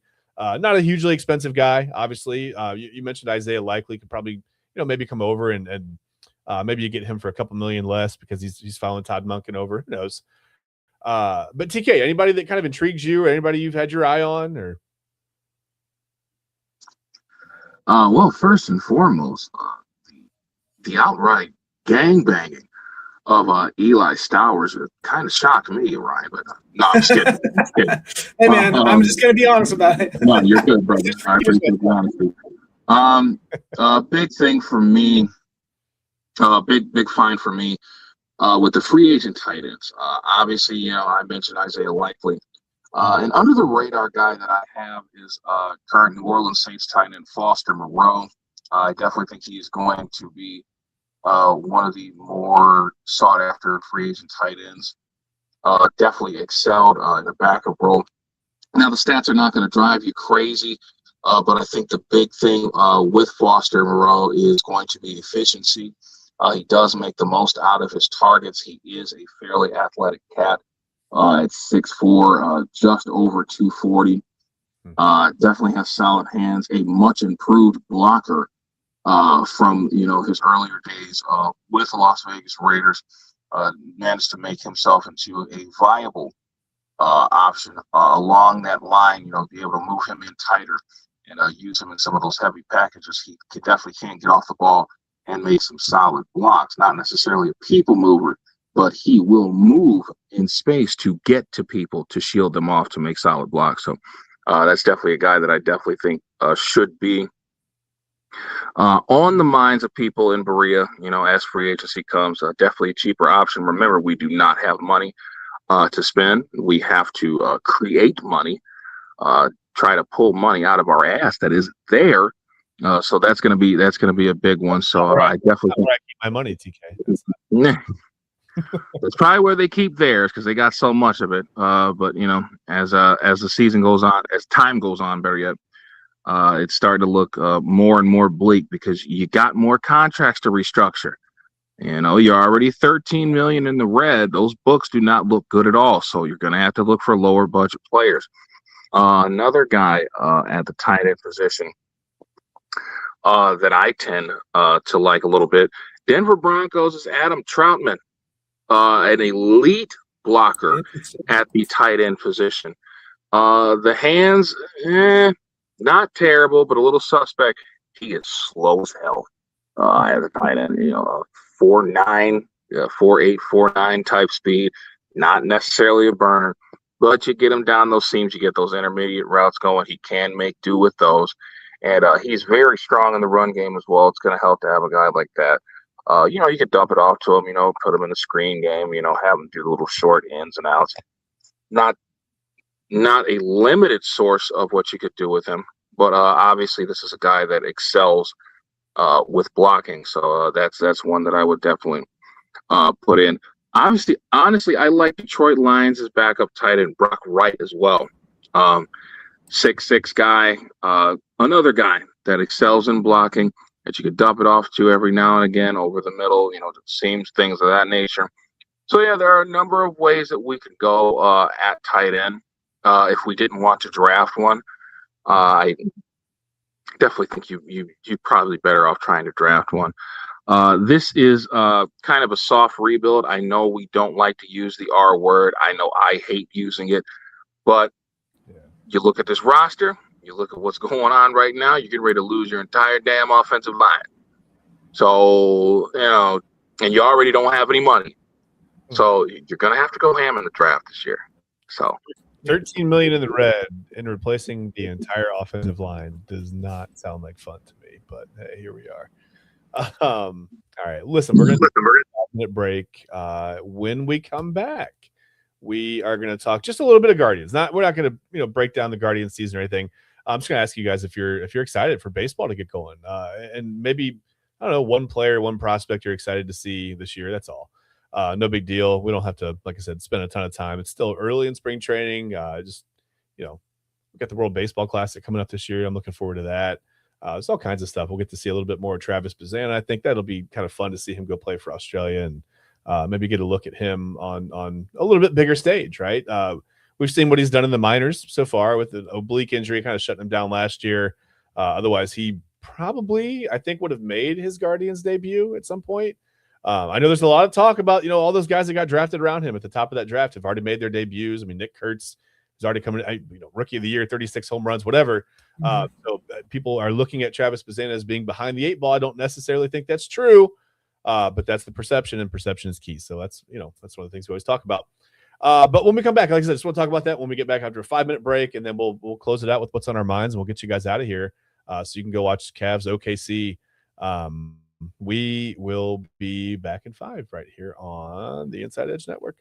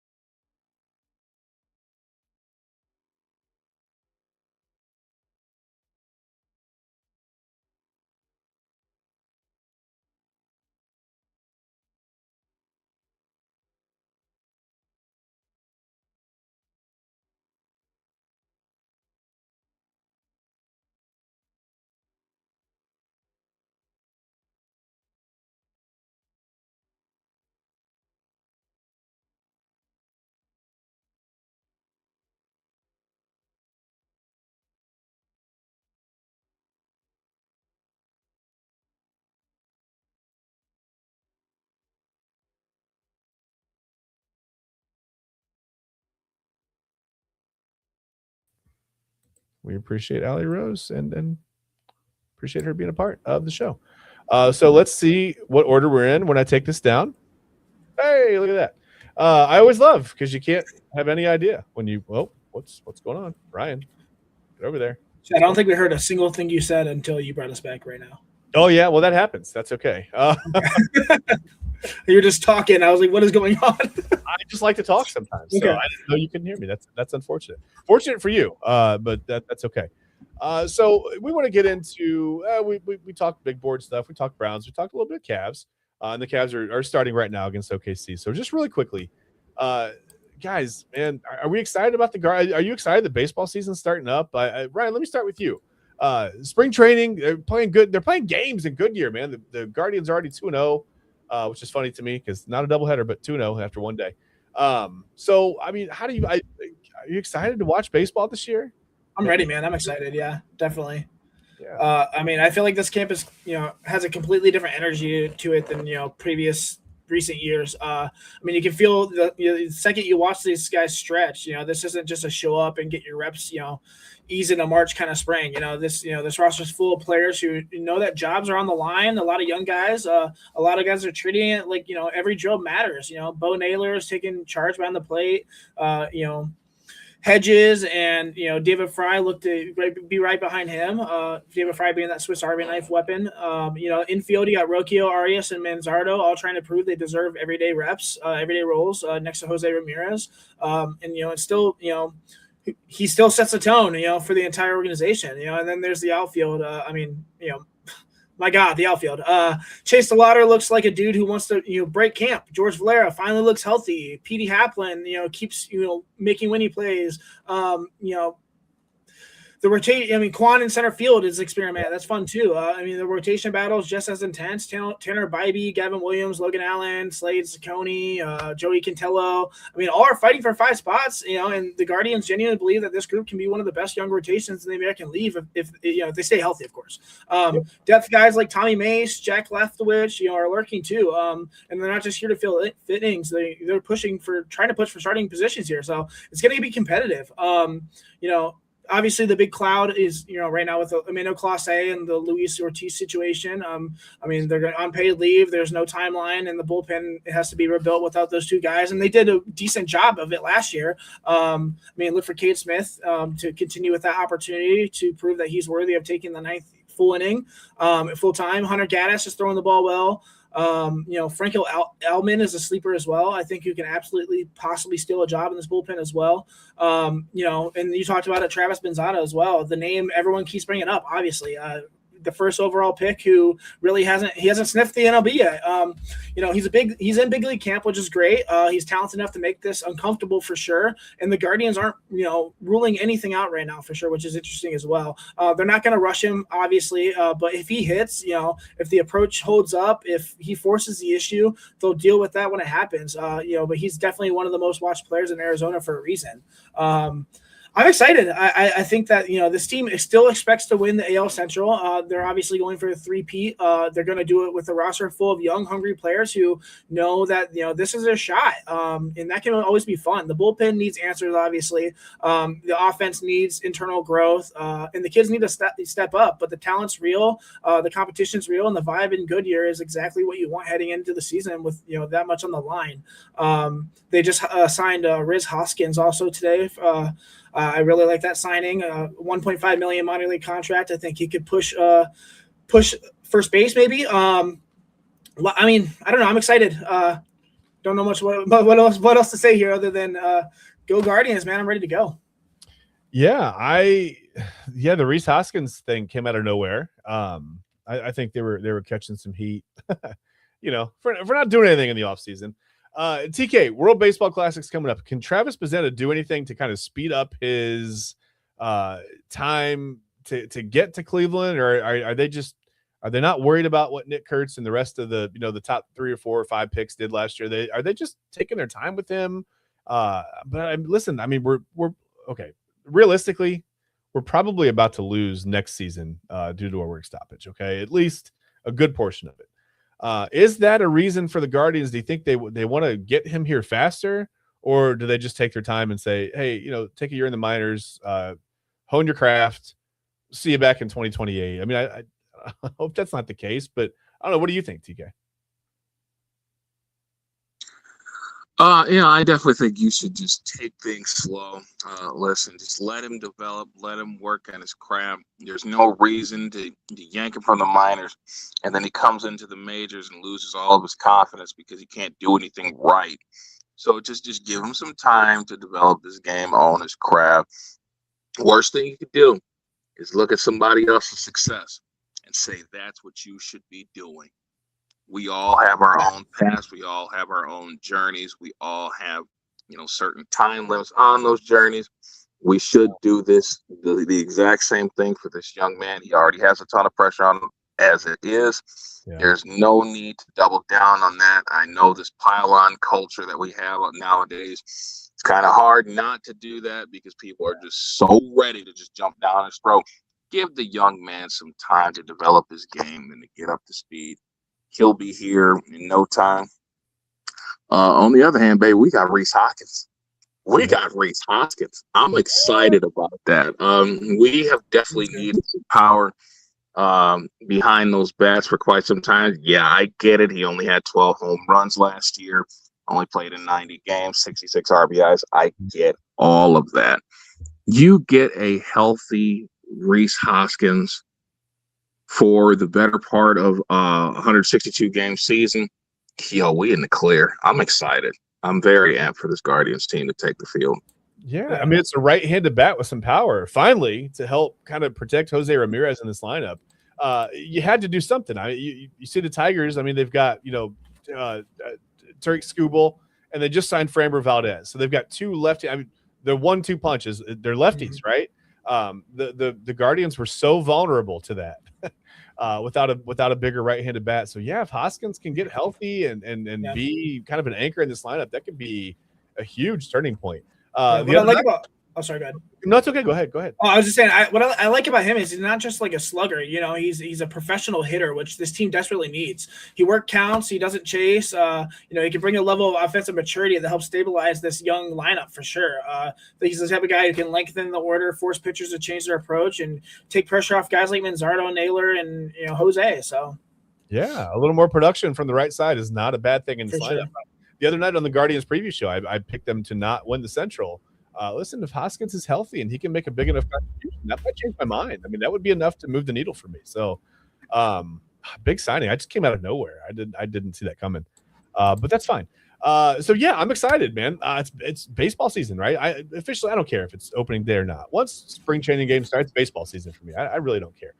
And I'm excited to watch the World Baseball Classic. I think it's fun to watch games at different locations all over the world. That's a lot of fun. Some of the qualifying stuff, and then when they get together, I think that's fun too. It's almost like a big travel ball tournament. It's a lot of fun to watch. So looking forward to that. But we're gonna get out of here. It's time. We've been on this for almost 2 hours now. 2 hours flies by, you guys. Sitting here talking about sports, I was thinking, man, we don't have enough to fill. I hope we can go an hour. We're almost 2 hours in. So you guys do an awesome job. I appreciate you guys for that. And now I think we just need to get to the point of the show. And I'm not sure who wants to go first. TK, Ryan, one of you want to take the lead on this one? I'll go first. He's gone first the last couple of times. So fair enough. All right. We just want to talk about what's on our minds. So Ryan, tell us what you've been thinking about over the last week or so, man. Yeah, man. I wanted to, take a moment to step away from sports and talk about something that's personal to me. Something that affects far more people than we've ever acknowledged. Men's mental health in general, but specifically men's mental health today. This isn't a topic that I bring lightly. For a long time, I carried things that, I never said out loud. I was a guy who looked calm on the outside, but was, literally screaming internally. I convinced myself that staying silent made me strong, and that buried everything was the right way to handle it. And that silence nearly destroyed me. Many of you know, I've talked about it plenty of times, but I'm a former police officer. At one point I hit where I genuinely believed I couldn't keep going. I was alone, overwhelmed, and convinced that nobody would understand what I was dealing with. I didn't go through anything with that night, but at one time, I ended up resigning because of it. So, mental health issues are very, very real. But the fact that I even reached that point tells you how far I was gone mentally. And instead of getting help, I pushed it down and kept pretending I was fine. Never told anyone. Just silently resigned, and that was it. And that's what men are taught to do: keep it quiet, keep it contained, and keep it moving. Years later, during another dark period, my wife stepped in at the very last second. She saw that I'd been hiding it, for years, and refused to let me keep carrying it alone. That moment, didn't interrupt the crisis. It opened the door for counseling, honesty, and actual healing. It forced me to stop pretending, to stop and start talking. And that decision changed everything. It didn't fix me overnight, but it definitely saved my life. Now, almost 5 years removed from those dark moments, my life looks completely different. Celebrating 10 years of marriage in a few months. I have 3 beautiful sons who remind me every single day that life has meaning, joy, and purpose. I still have tough days, of course, everyone does, but now I face them head on instead of hiding them. I'm not ashamed of my feelings at all anymore. I'm not ashamed to say that I needed help, and I'm not ashamed to say that being open and honest is what pulled me out of the darkest place I've ever been. I'm sharing this today because we just lost. Obviously, we talked about at the beginning of the show another NFL player, Rondell Moore. I'm to mental health issues. That's 3 players in a year if you count Kyron Lacey, Marshawn Nealon, and now Rondell Moore. Those aren't just headlines. Those are human beings who, were carrying something heavy enough that they didn't feel like they could share it. And that hits me really hard because I know exactly, what that silence feels like. So if you're listening to this and you're struggling, please hear me. You're not weak. You're not broken. You're not a burden. You don't have to fight your battles alone. Talk to someone you trust. Reach out to a friend, a partner, a family member. Reach out to me, man. DM me. I don't care. If you can't talk to someone close to you, reach out to a counselor, a professional who can help you navigate what you're feeling. You deserve support. You deserve compassion. You deserve to stay alive. Life is precious. I almost missed out on mine because I thought asking you for help made me weak. It doesn't make you human. It might save your life the same way that it saved mine. If you're hurting, please reach out to someone today. You are loved, and you matter more than you realize. So, thank you. Agreed. I couldn't agree more. I think just getting help. It's the first step to, shoving it down isn't the manly thing to do. I know we were, it's what we were taught to do for years. It does not help.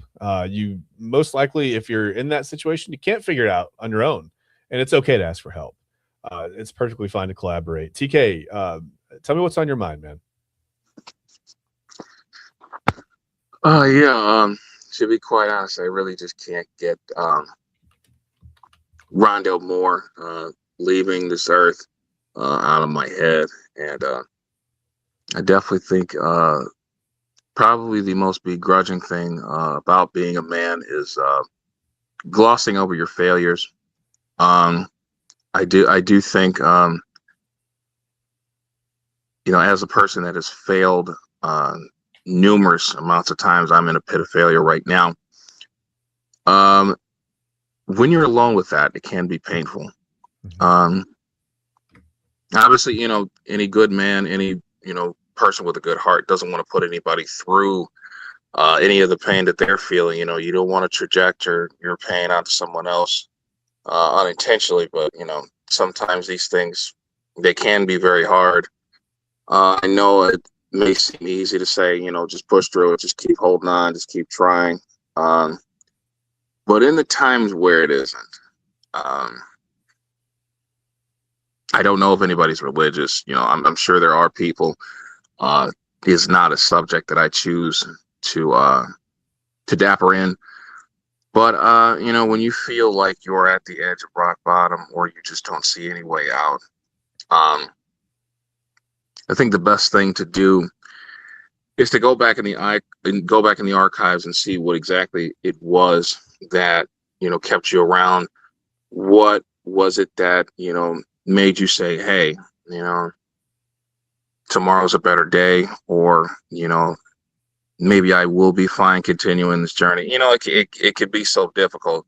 And just like Ryan highlighted, the whole mental health thing, like, listen, we can talk about how good it is, to talk about things and to share what we're thinking. Bottom line is, nobody can do anything but you. As much as we want to share, we want to be there for everybody. I used to have this complex in me that, I wanted to save the world, but, at the same time, I can barely save myself because I'm a flaming idiot. But, when in times like these, it's just like,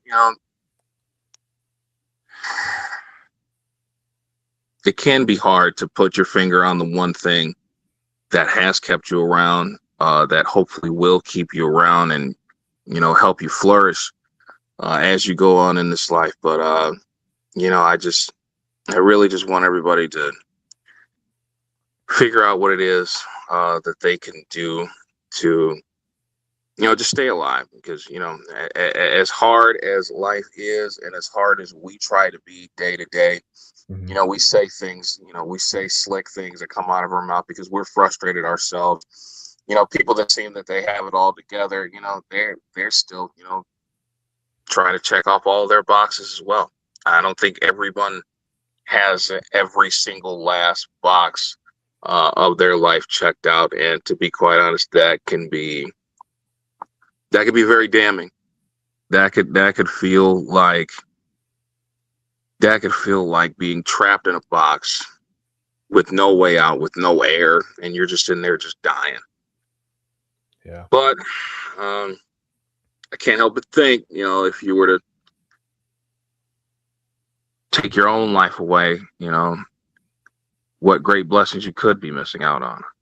So I do sympathize deeply with Rondale Moore. Also, there was a young Jacksonville rapper by the name of Lil Poppy. Lil Papa, I think, that also took his life. You think these guys have it all together just because they have money and they have fame and people know and love them. There are some events in their life that cannot be reversed, that cannot be erased either. So, it's just a lot of folks out here just hurt, man. And, you think about it. The biggest thing I think that people strive for is financial security. We got to keep it real. A lot of people just want to be well off. They don't want to be in the way. They don't want to be in situations that they don't want to be in. So you're going to need financial security and money to be able to maneuver the way that you want to. And I get that.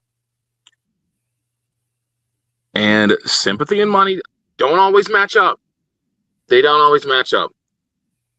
But at some point in time, I think we all need to figure out, like, hey, look, we know exactly what it is that we need. We know exactly how to go about being humans, being adults, doing what we need to do to make sure that our lives are right.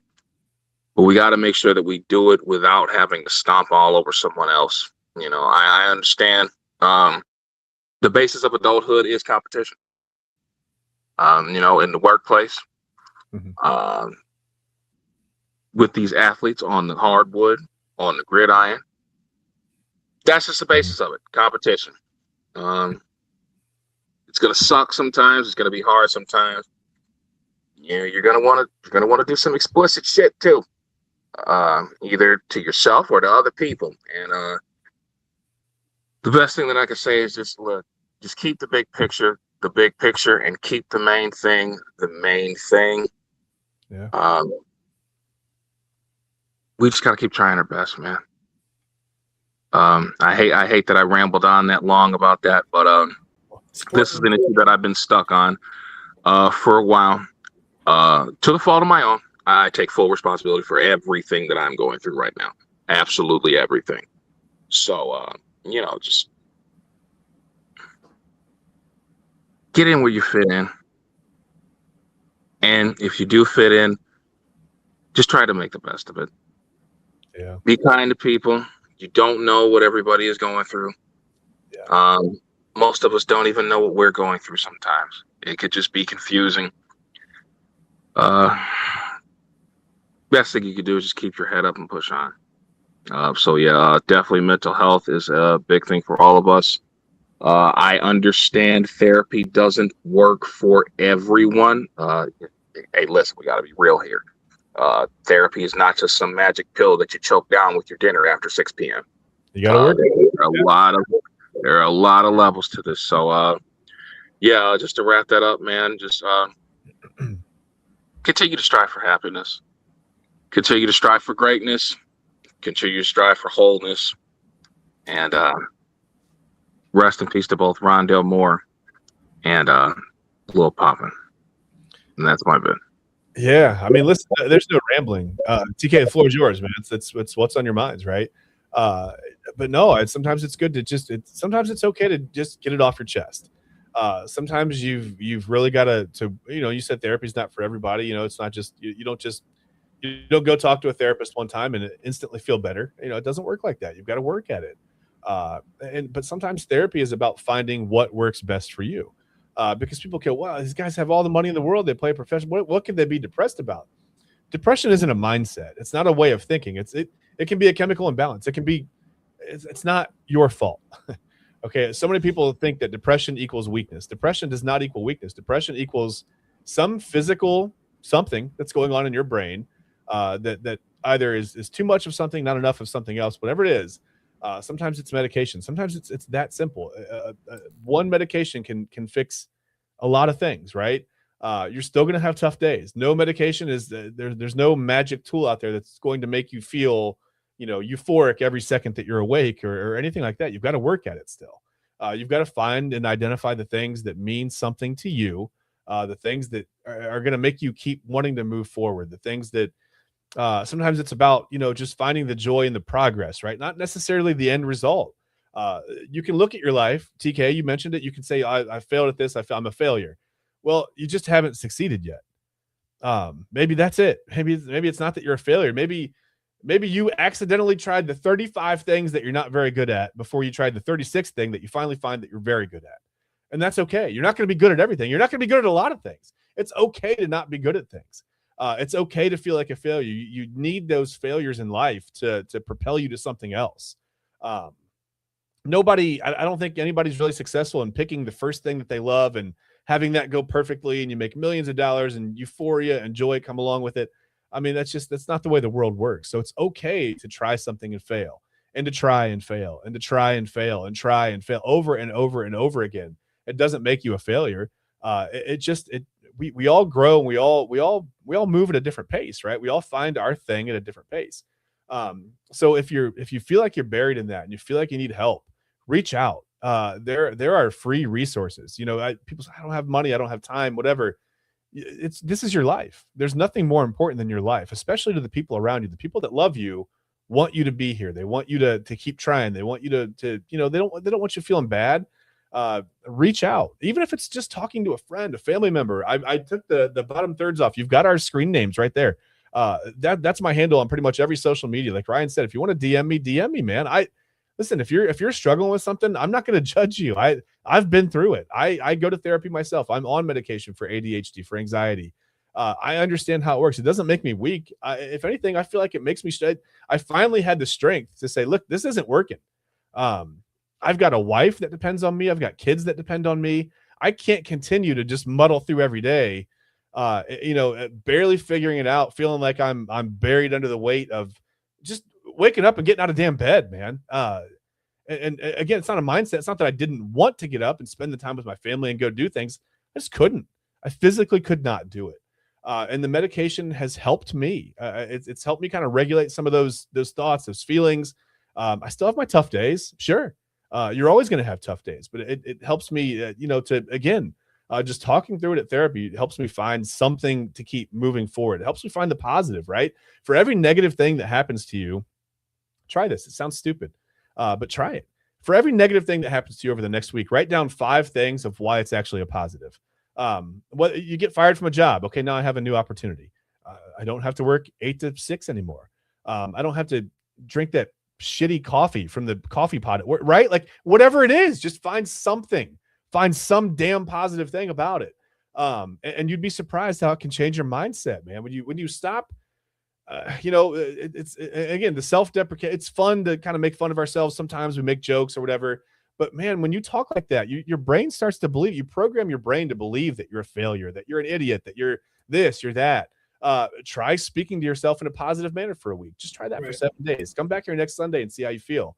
But most importantly, reach out. There are free resources. There are websites. There are phone numbers.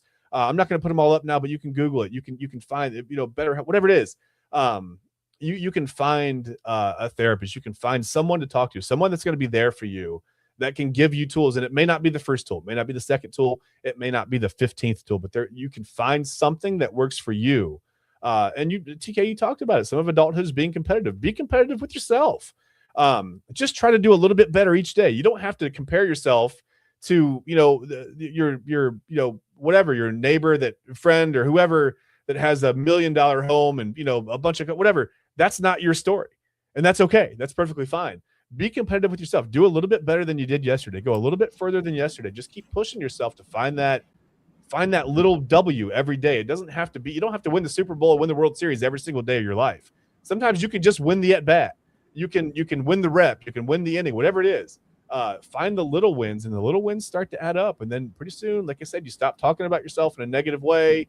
You add up the little wins. Things start going for you in a positive way, man. Yeah, just please reach out. Ryan, I'm in the same boat. I was struggling bad.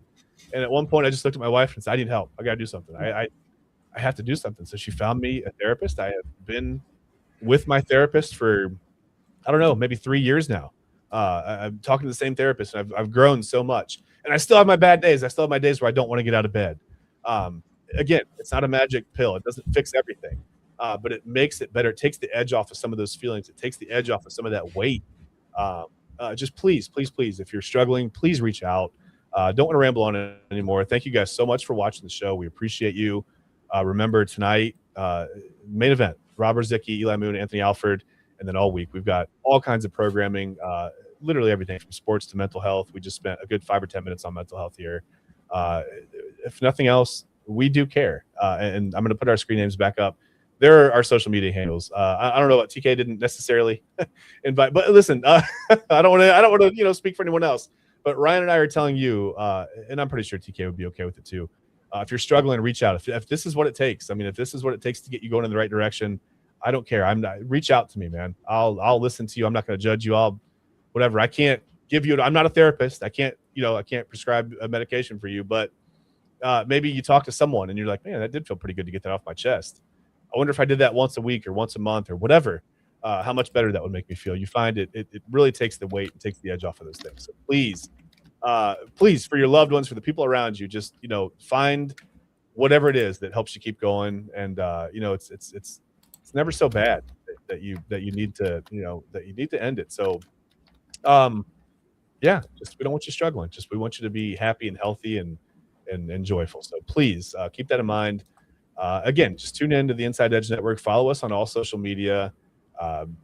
We have a lot of talks like this. So maybe this is a good way for you to get some of this off your chest. You come and listen to this and you feel a little bit better about your day. If we reach one person, then, honestly, it's worth it. So thank you guys so much. We will see you next week. Again, programming all week on the Inside Edge Network. We've even got a new show debuting in March. We've got a lot going on. So just stick with us, and we appreciate you. We'll see you guys next week.